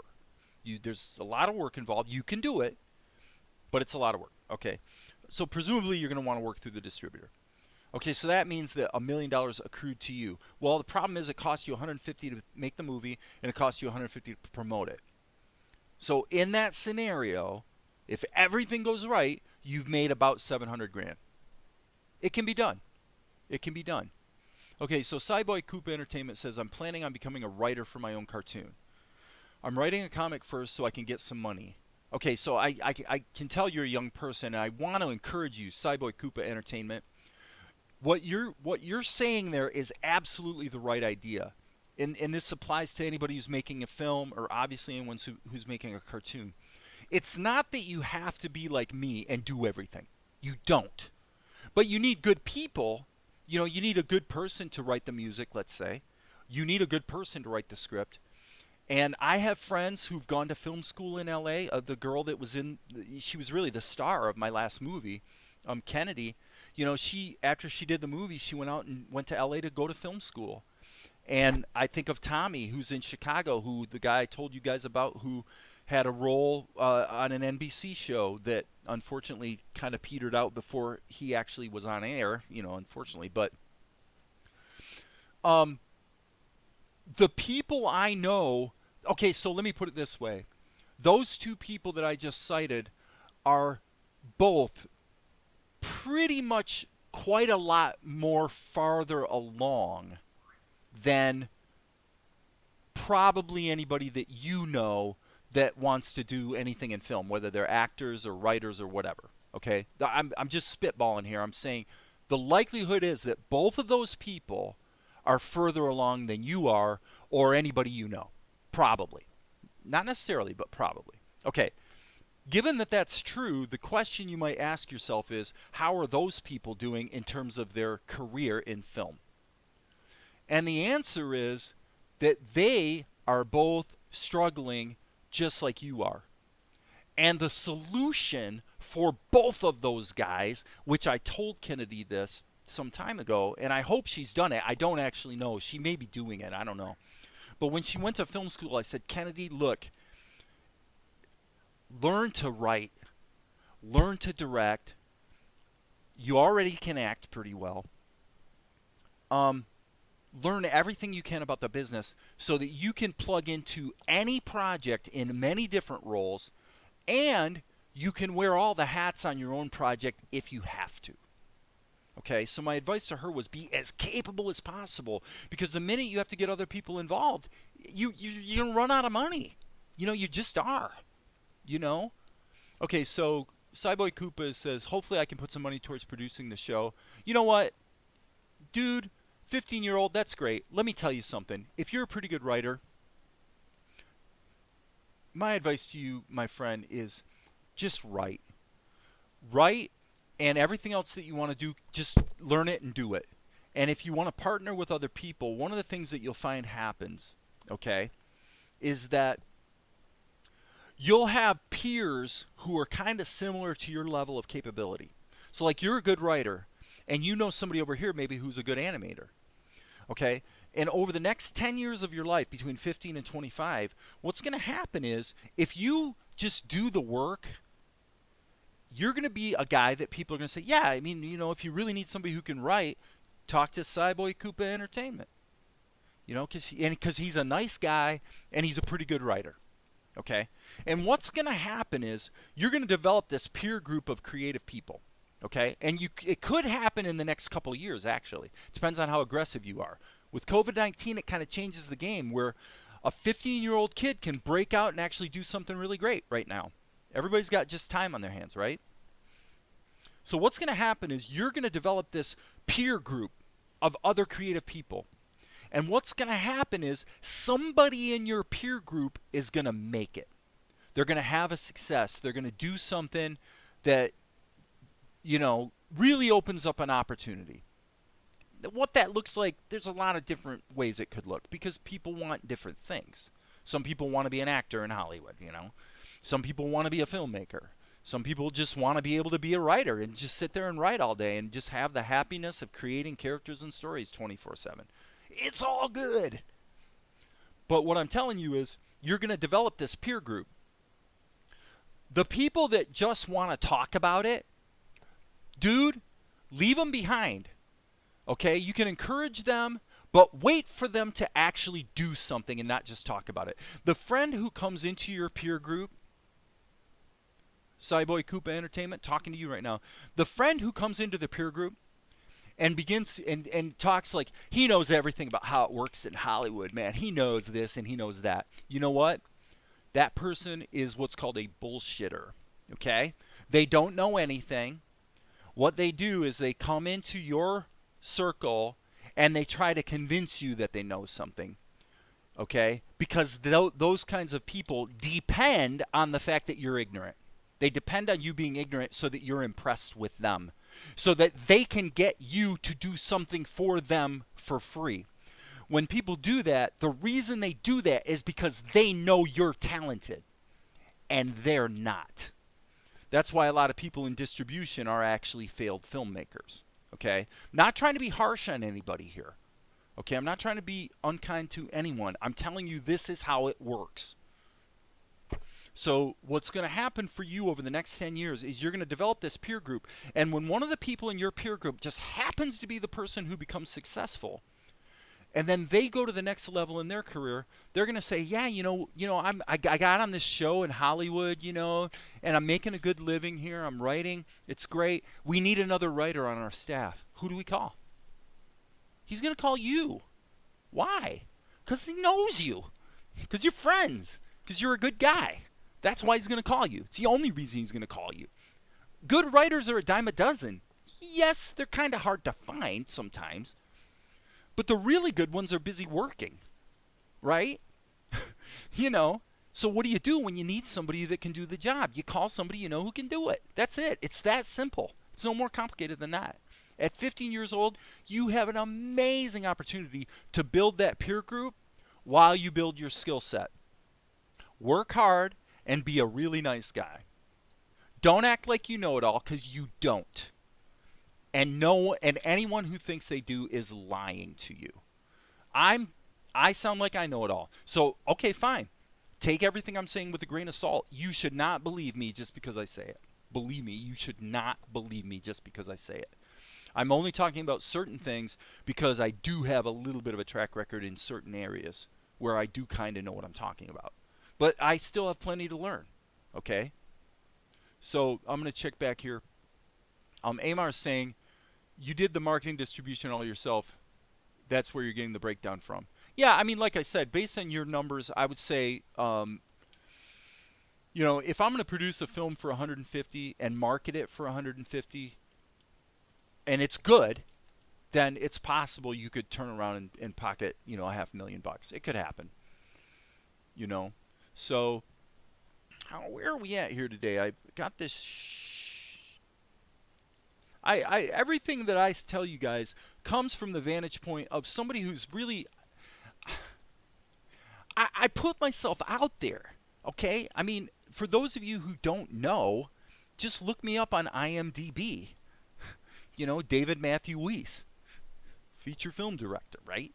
I don't know everything there is to know about it. I'm not involved in the industry. I don't live in Hollywood. I have no interest in living in Hollywood, okay?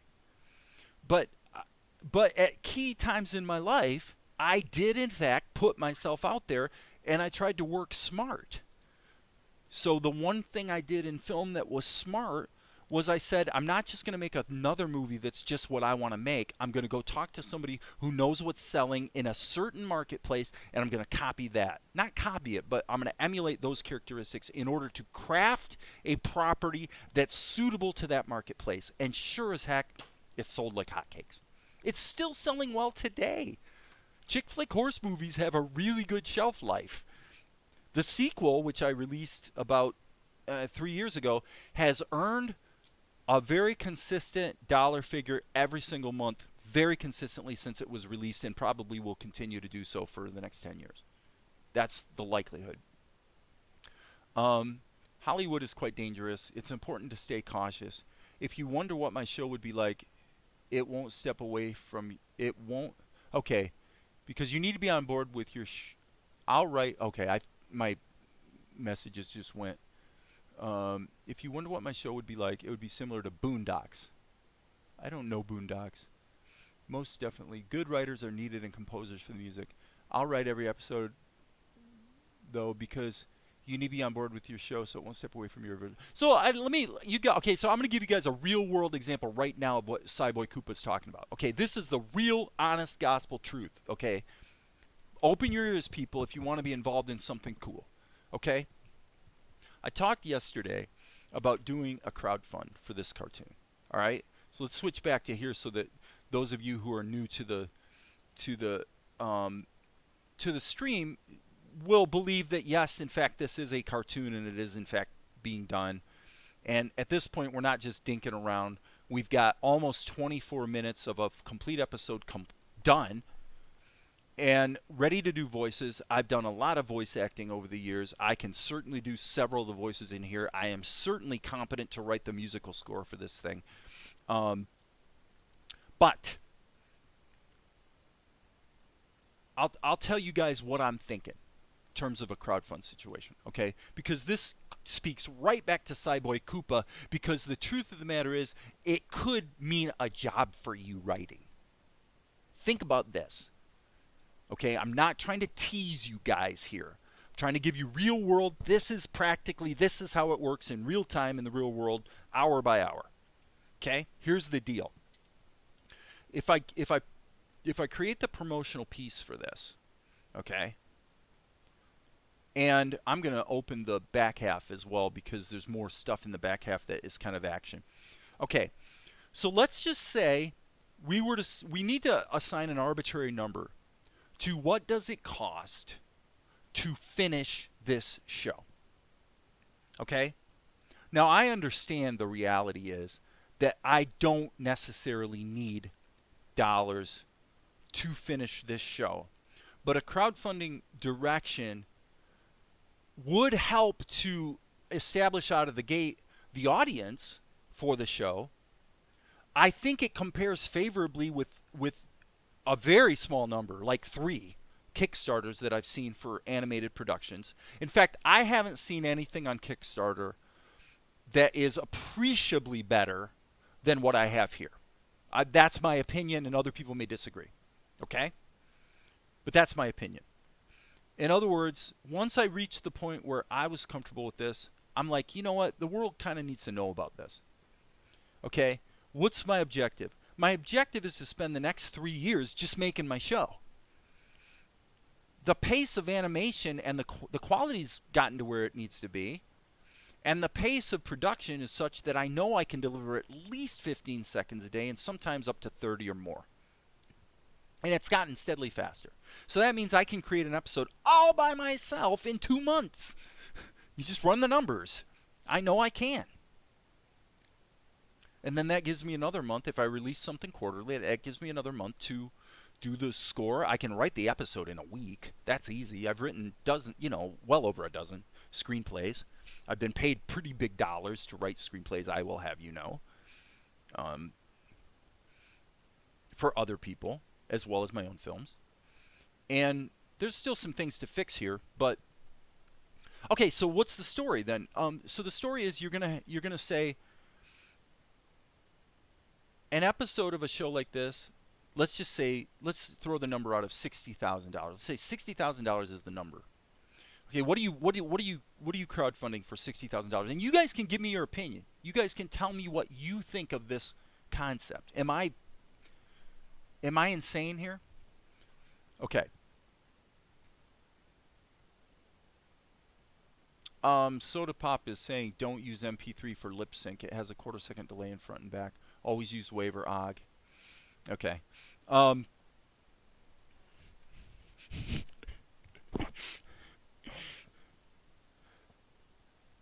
don't know how to answer that. I'm going to skip that one.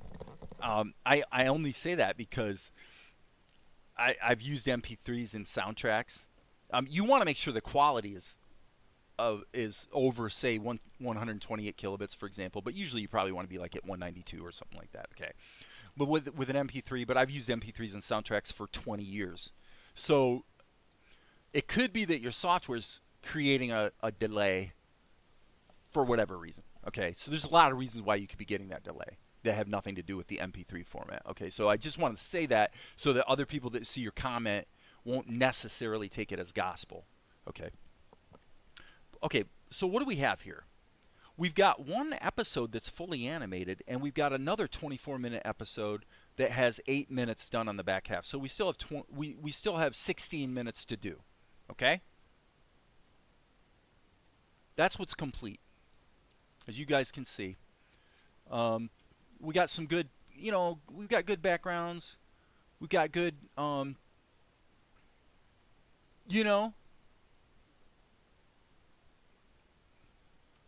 some action. There's some action. People jumping around, flying around. We've got a cool factor. Okay, so we say, all right, let's just spitball and say, let's just say that let's just say half, really, finish out the back half, and then do the soundtrack and the post-production. Okay. So I'm thinking that's probably reasonable. If you figure, if you're gonna create and distribute a dozen episodes of something, then that means that those dozen episodes cost a total of $720,000. That's what the actual number is to create all the episodes. So that would be the budget. So long story short is that, so then you'd have a stretch goal that says, well, if you get, say, let's say you get over $240,000 in a crowdfund. Well, now you've underwritten 4 episodes, which you could say the first episode is actually a double-length episode. So, and I'm thinking actually if you did it as 4 episodes, the 4th episode would probably be a double length as well. It's kind of like in Avatar: The Last Airbender, where the climax of the show was spread over 2 or 3 episodes, kind of thing. Okay. So then your 3rd stretch goal would be enough budget to actually do all 12 episodes. But now this is where Cyboy Koopa comes in interesting here. Why? Because let's just say it's like, I can't remember the name of the property on Kickstarter, but it was an animation thing that raised like $1.2 million. They did really, really well, okay? I don't expect to do really, really well, but let's just say I did. Well, for me, the higher stretch goal at that level would be to hire a team. Okay, it'd be like, okay, let's get 6 to 10 people involved and hire them. And now we need a couple writers. You know, we've got Yvette, we've got Cyboy Koopa, I've got my friend April here in Indiana, who is a pretty competent writer. So I know 3 people off the top of my head. Actually, I know more than that. I know I can think right off the top of my head of 3 other people I know not as well that could do the job. But in other words, so I need a couple writers. I certainly would need animators. Because the whole idea of that stretch goal is to say, okay, now we're going to create this thing, but instead of taking 3 years to create 12 episodes, we're going to do it in 1 year. Because we have a team. We can afford to pay a team, right? So to me, it's like, that would be completely reasonable.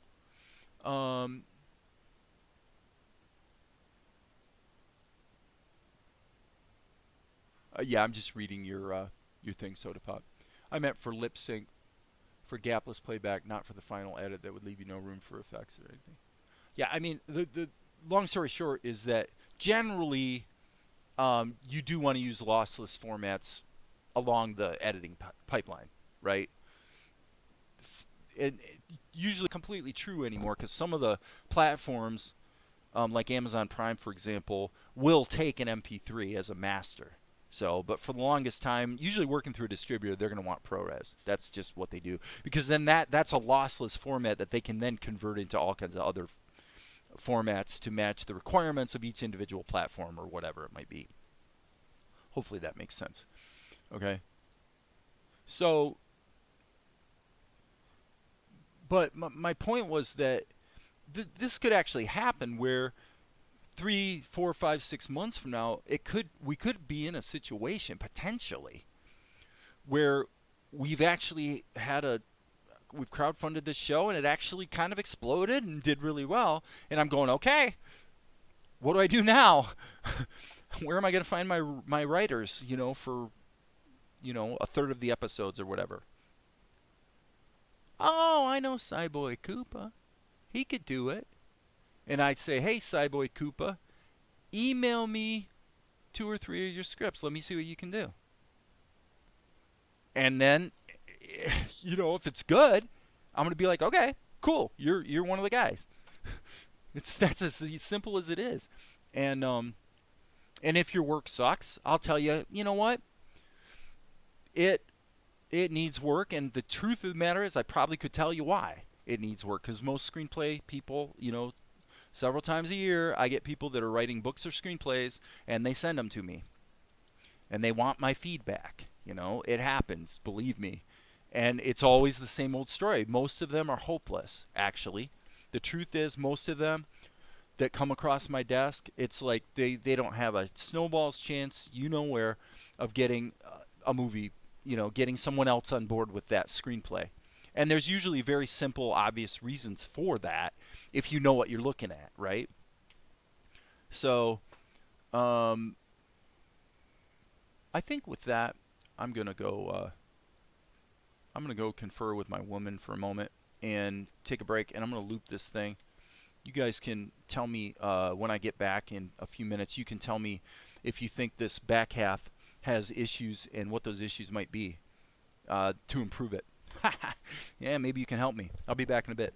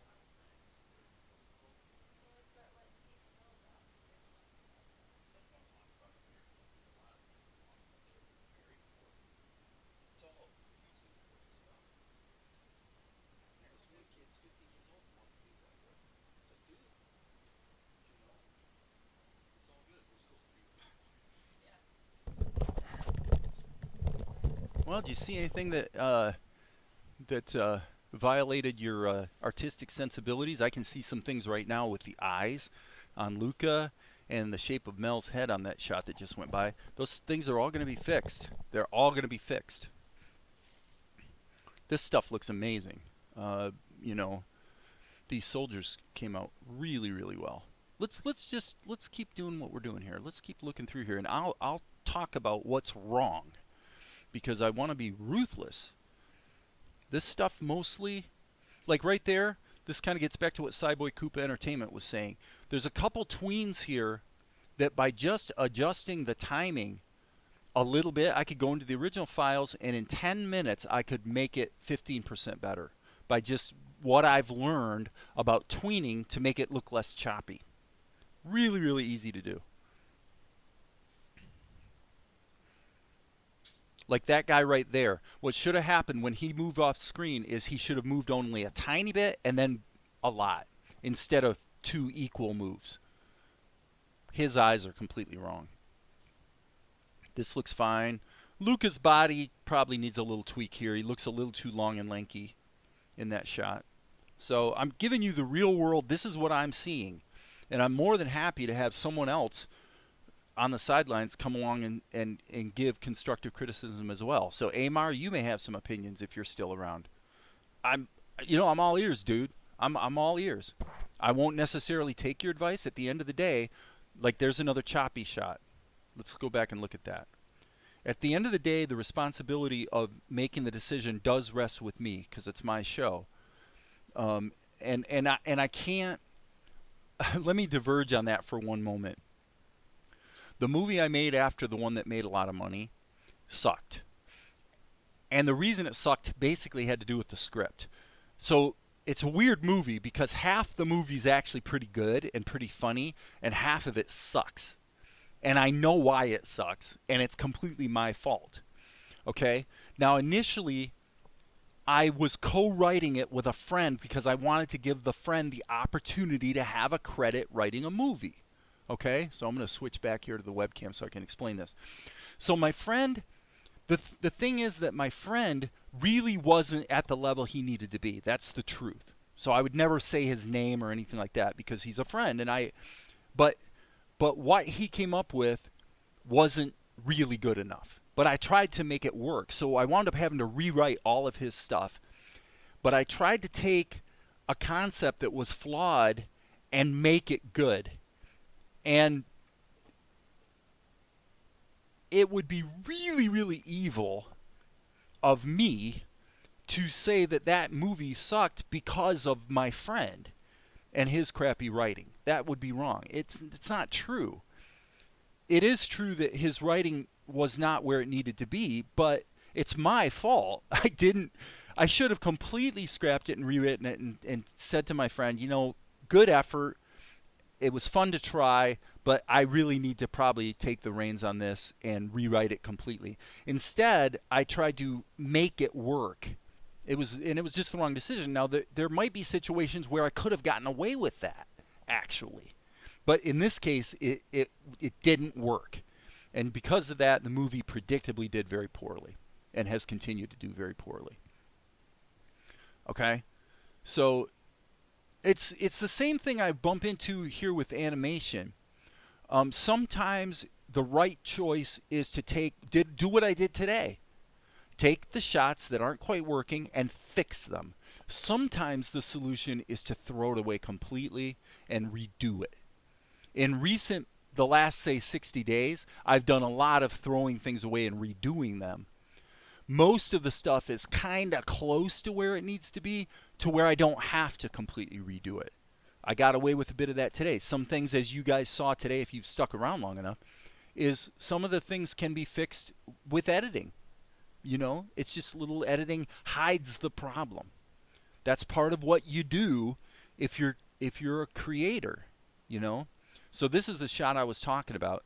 This shot's the same way. What should happen here is instead of these evenly distributed tweens, what we should do is we should hang on this shot longer, and then these two tweens. In fact, I could probably actually fix it right now in editing. Okay, so the way I would fix it in editing, this will be a little tough because we don't have the first frame. But what should really be happening here is, I'm going to jump out of loop mode. What should really be happening here is these first set of tweens should all be clustered together. Okay, so now Vegas, let me check something here on the properties of this shot, because that did not look the way I expected it to look. Yep, we got to disable resampling. And now let's see. Yeah, see that? All of a sudden that shot doesn't look as choppy anymore. Now, it's still playing back a little fast. So probably we need to kind of, sorry, I need to hit Control, not Alt. So we maybe need to split the difference here. See that? Boom, fixed. That shot looks way better now. It doesn't have the choppiness that I think Cyboy Koopa Entertainment was noticing. He was correct to notice that. Okay? He was absolutely correct. The point is, it's easy to fix. See, now there, the back half of this shot I did right. The back half, when he moves out of camera, he moves quickly. But the initial tweens were not up to snuff. Well, now they're fixed. So he says, come on. And that's it. There's your shot. And then once he's out of frame, do we really need to stay on the you know, the greenery? That hit enter so it stops. And look at the, I see a few things, but I don't know it can be fixed within your budget. There is no budget. There's no budget. Nobody's paying me to do this. I'm doing this on my own time and my own nickel. All that matters is it's good. That's all that matters. Get that through your heads, people. All that matters is that it's good. It's got to be up to scratch. I don't care about budget. There's no budget. The only budget is time, really. And how much time is enough time to take something that's wrong and make it right? You know? Is it better to take something that, like that movie I was just talking about a minute ago, is it better to release the movie that you know is really kind of crappy, kind of not going to do well, and then you find out it doesn't do well, and it's like no surprise, completely my fault? What would have been the right thing to do? The right thing to do would have been to rewrite the script and fix it and make it right. I wouldn't have any critic myself. I'm still a student of TV animation, maybe adding one to compositing as well. A shame. I'm pretty good at expanding on concepts, but if it doesn't work or fit, scrap it, please. Yeah. Looks better, I'd agree. Okay, cool. Have you heard of those programs that allow you to make a video 60 frames per second? Yeah, I mean, I have a video on my YouTube channel from probably 8 years ago where you're using some command line tools that are pretty obscure, where you can take a video that's shot at normal speed and actually stretch it out to a really nice slow-mo, that type of thing. There's a lot of things you can do. The problem that you don't realize you're going to run into when you try to do that is that if you shoot at 24 frames per second, okay, normally you want to have a shutter speed of 48 frames per second. Okay, in other words, you want a shutter speed that's double your frame rate. Okay, what that does is it gives you a level of motion blur in your video that's very pleasing to the eye. It's basically normal. It's what people expect to see. Well, there's a problem. If your 24 frame per second video has natural motion blur in it, then when you digitally put it in slow motion, it's going to have slow frames that are fuzzy because they're motion blurred. The motion blur is baked into your video. These are the kind of things you don't necessarily think about until you've done it, right? So what do you do about that? Too. But if you're going to do digitally interpolated slow-mo, you better make sure your footage is sharp and not motion blurred. Again, this is one of 1,200 little things I learned over 10 years making films that, until it's too late, you don't realize it. And then it's too late. You can't go back and reshoot the darn thing, So a little bit of characterization issue on these two guys. I think the background images here, the background paintings and stuff, that shot really looks cool. It's a little quirky, but it looks pretty cool. Here, there's some issues with Mel's hair throughout this whole sequence, unfortunately. Where I mean, basically his hairdo changed, so I'm gonna have to do some tweaks to give him that hair behind his head, behind his ears, like I did on a couple shots today. It just is what it is. It won't take very long, but it's got to be done. Tianara, yeah, I mean, there's probably a few things on her look that probably needs a little work. His hair here is questionable. This stuff all looks pretty good. All the action stuff looks pretty good. Excuse me. And Mel is way off character here. I'm going to just replace his head in that shot, I'm sure. I'll just put a new head in there because that's just wrong. Excuse me again. So what I'm doing is I'm allowing you guys to see in real time all the stuff that's going through my mind as I'm watching my own show. I'm like, oh, gotta fix that. Oh, gotta fix that. Now that right there looked really quirky with her face, but it kind of fits the cartoonish attitude of what I was trying to do with that shot. You know, it's like she's panic kind of situation. So that would be probably acceptable. That shot looks pretty good if he just had the back of his hair in there. And that shot, I will almost guarantee you that's 774J, is that? Let's take a peek. I want to look at that right now. 124, yeah, we'll save that. And then this is kind of interesting. I believe it was, is this, I apologize, properties. I actually have to look at this on the other screen so I can see what oh, it's D. Can't see the tiny letters. This is what happens when you get old. Your eyeballs quit working as well. So 774D. Let's take a look at that. Because this is yet another example of something that's just simply going to have to be done.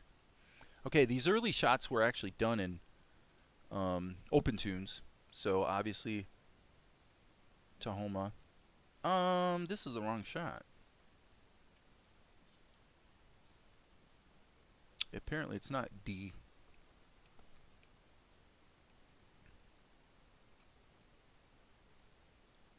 Is that the one? I hope not, because that one was done in a bit of a quirky way. I think it was.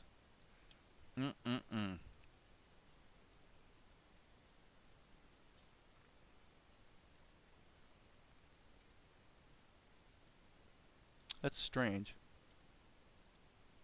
Okay, there we go. 774D. Okay. So what do we have here? Well, what we have is we've got some plastic tool manipulating Mel. And the reality is that probably his head is a single drawing. Not quite. Okay, but the only difference in the three drawings is his... Okay, so here's what we can do. This is pretty easy to fix. This is apparently raster levels. So what I'm going to do is I'm going to zoom in on this guy. And what I want to do is come up with a fix. I could put it on another layer and pipe it through the plastic tool. Frankly, that would probably be smarter. Let's do that. This is kind of like fixing something with the Blender grease pencil. It's a similar concept. Now the problem is that because he is piped through the plastic tool, his head is not in the correct position. Which means that what I'm about to do is going to be in the wrong position. So let's just do it this way. Alright, so what I'm going to do is grab my handy dandy brush here. Actually, we'll use this ink brush I was using earlier. Okay, what I want to do is essentially extend his hair situation down like this. Okay, I kind of blew that. Let me do that again. We'll do this, hit the fill tool, and we'll hide that in shadow here shortly. And I think we'll just do it like this. Okay, fill that. Then we'll go in and touch it up.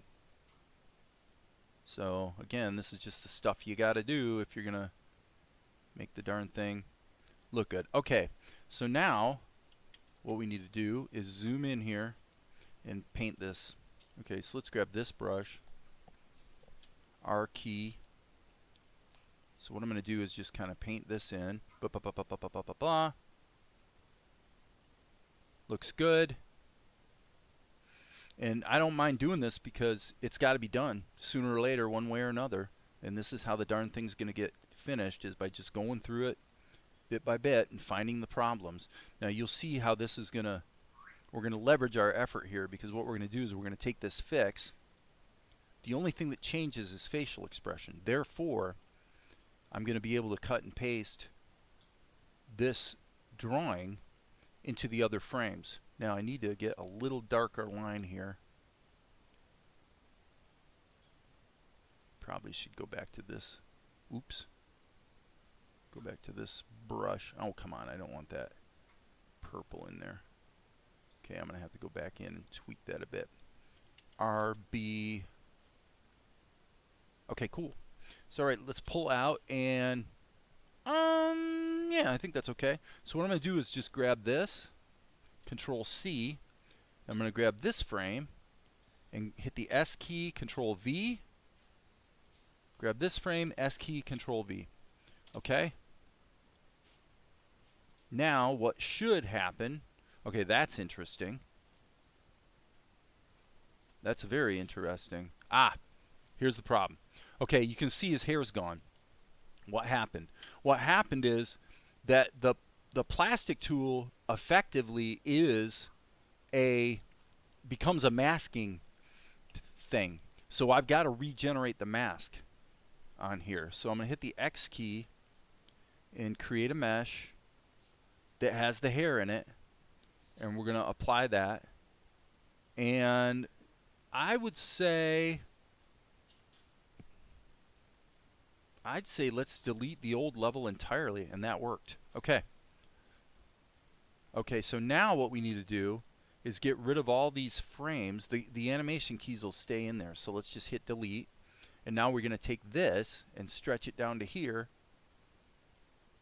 And wango bango, ta-da, his hair's been fixed. Look at that, piece of cake. Okay, so there's an example of what you can do in Tahoma to solve the many languishing problems that afflict your project. All right, so this is shot number 774D. Let's save all, and let's render this kind of the hard way, meaning I'm not going to change the out. Well, okay, let's try the output settings. Why is it taking forever to render? Okay, so I'm going to go back here and look at the messages. Budget, I meant like the time. Yeah. No. All the stuff I'm using is free. Well, Vegas I bought years ago, the editor. But all the animation software is all the free stuff. Dane Technology, also Flow Frames, are very good free software. Even budget animation productions utilize challenge frames and more ideal. If I use text in my, Blifton says, even just for titles, do I have to worry about fonts I use? Well, not if you use free fonts. I don't know. It depends on what fonts you use. I always use free fonts for everything I do, and I mean, I've done a lot of different stuff. I've used free fonts for all kinds of things. The only time I ever haven't used free fonts was when I had a client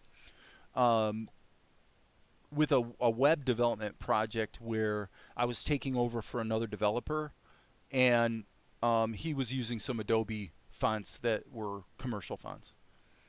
So you don't use layers. Layers makes it easier to paint for me. It depends. I use layers all the time. It's just that sometimes it makes sense to use another layer, sometimes it doesn't. In this case that we just saw, it made more sense to just do the painting directly on the drawings. And of course, CBKE,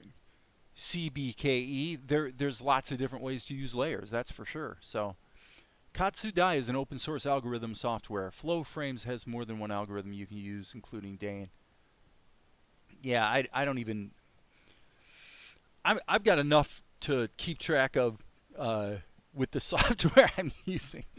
And I don't even, you know, come on, I don't even scratch the surface of really Tahoma or Blender. I'm pretty much pushing the limits of Krita, that much I can say. But as far as the other software, I don't even scratch the surface. So, you know, I don't need to learn more software. Now, if the right tool came along that really made a certain type of job that comes up often easier, then I would consider it for sure. But I don't have a situation where I need to change frame rates at this point. All right, see you, Soda Pop. Okay, so what are we at? 774D. So we're going to go here to 774D. There it is. There's the render. And that's the wrong shot. Okay, hold on. Little uncomfortable here. We've got a little bit of disconnect. That is 774D. Render. But what Tahoma's showing me in the thumbnail is, I'm pretty sure, is not right. Oh, that's 779D. No wonder, stupid. Jeez, dude. Boom. Okay. So that's that. So we actually fixed something in the back half. If I wasn't yakking so much, I probably could do it even quicker. But there we go. Instant update. That looks great. And yeah, not too bad. We'll keep watching. Okay, here, for some reason, her lip sync is gone. It's like literally disappeared. Luca's eyes are wrong here. Let's go to this one. That's a Krita, I'm pretty sure. 777. Let's check it out. All right, so because we're having nothing but fun and I'm kind of in the mood, I'm just going to keep working here. And if anybody's got something they want to chime in about, again, 777, then feel free. Open. And what we're doing is we're looking at 777. How long have I been going here? Oh, this is insane. 4.5 hours. 777. We've got 777B and D, but no Krita file. That means this must have been OpenToonz. Therefore, 777, there's 779, there it is. Let's load it up. Okay, okay, and thank you. This should be relatively easy to fix. So what I'm going to do, I do like the characterization here.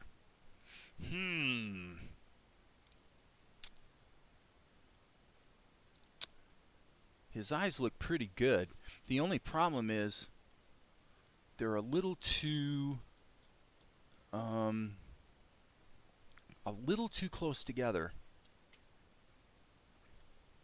So here's how I would fix that.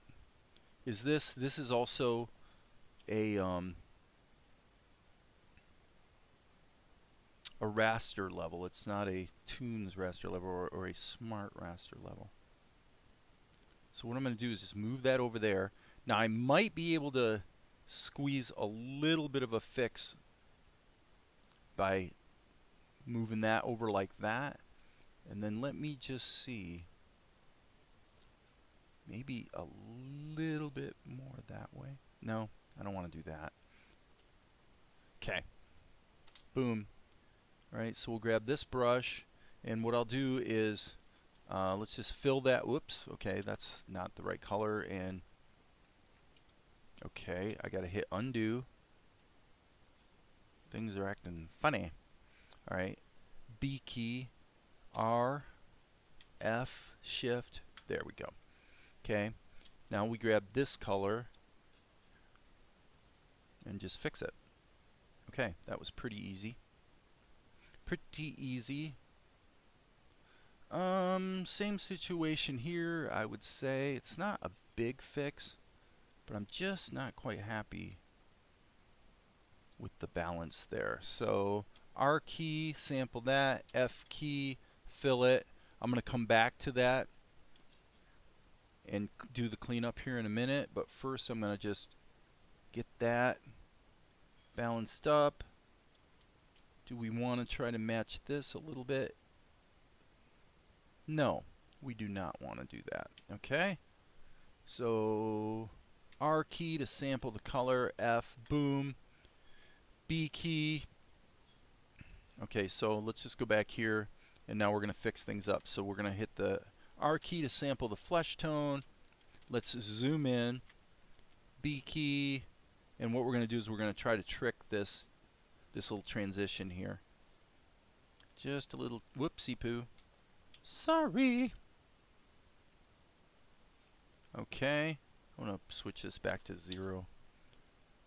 Okay, this is going to be R key, sample that, B key, so we're brushing, and let's color that in. Same situation here.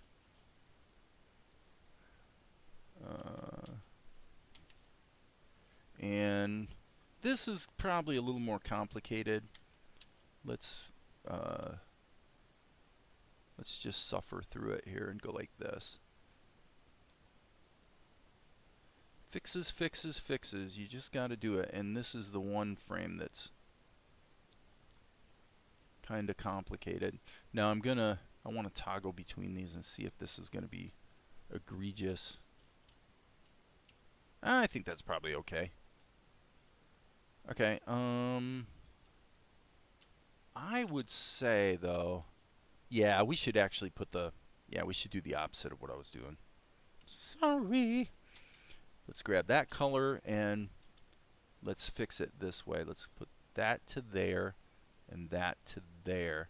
And now if we hit the, oh, that was not what we wanted. So let's just not trust the fill tool at this moment. And get that in there.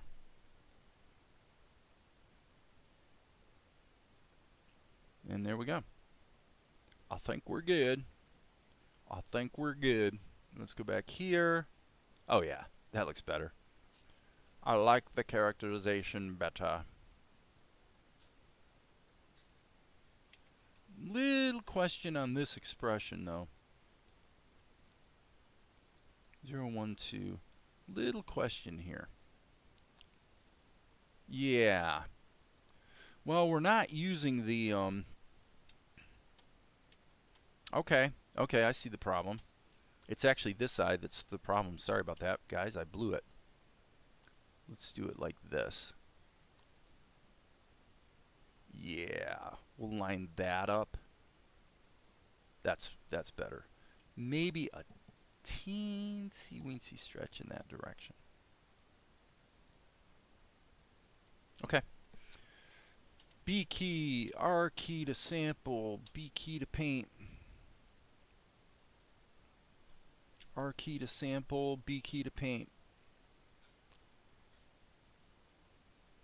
It's not as fun as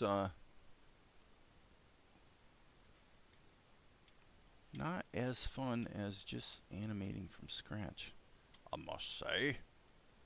But looks pretty good. This is 777. We save our work. We hit Control R. And we're going to save this in 777. Boom. That's interesting. Render. Overwrite. Okay, I can't believe we're actually sitting here fixing the back half. Good night, guys. Catch some sleep. Alright, good night, Brian.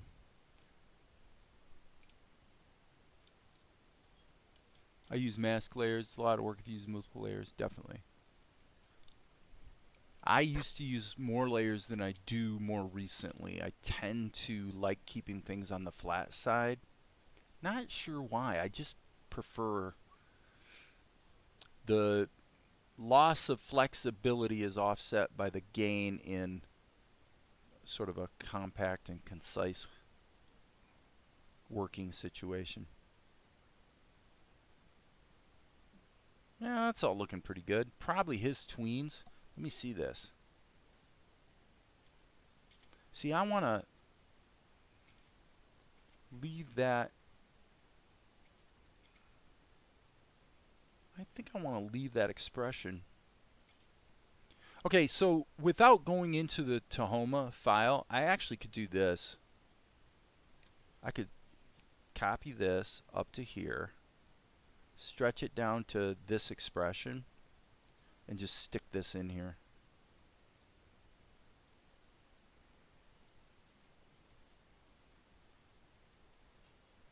Okay, there's a little bit of a quirky thing there.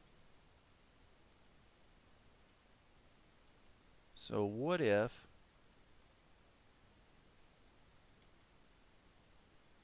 there we go. So I just wanted to let that expression rest on the screen for half a second before we move to the next expression. He says, bop, right there. That's edited to, it's languishing on the screen too long.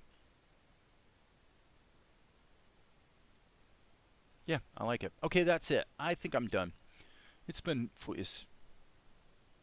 close to being on target, and so I expect in the next, I'm ahead of schedule. I gave myself February to get the show to do all these fixes, so I'll continue to do it, but I'm actually thinking I'm gonna take a week and get away from it and probably work on the whole crowdfunding pitch thing, which, by the way, also involves assembling what amounts to, you know, the intro sequence of the show, or at least something along those lines, you know, as a demo piece. So that should be kind of fun to do, the editing stuff. But yeah, I think that's it for today. So anyway, you guys have been great and very patient and attentive and all the rest. And with that,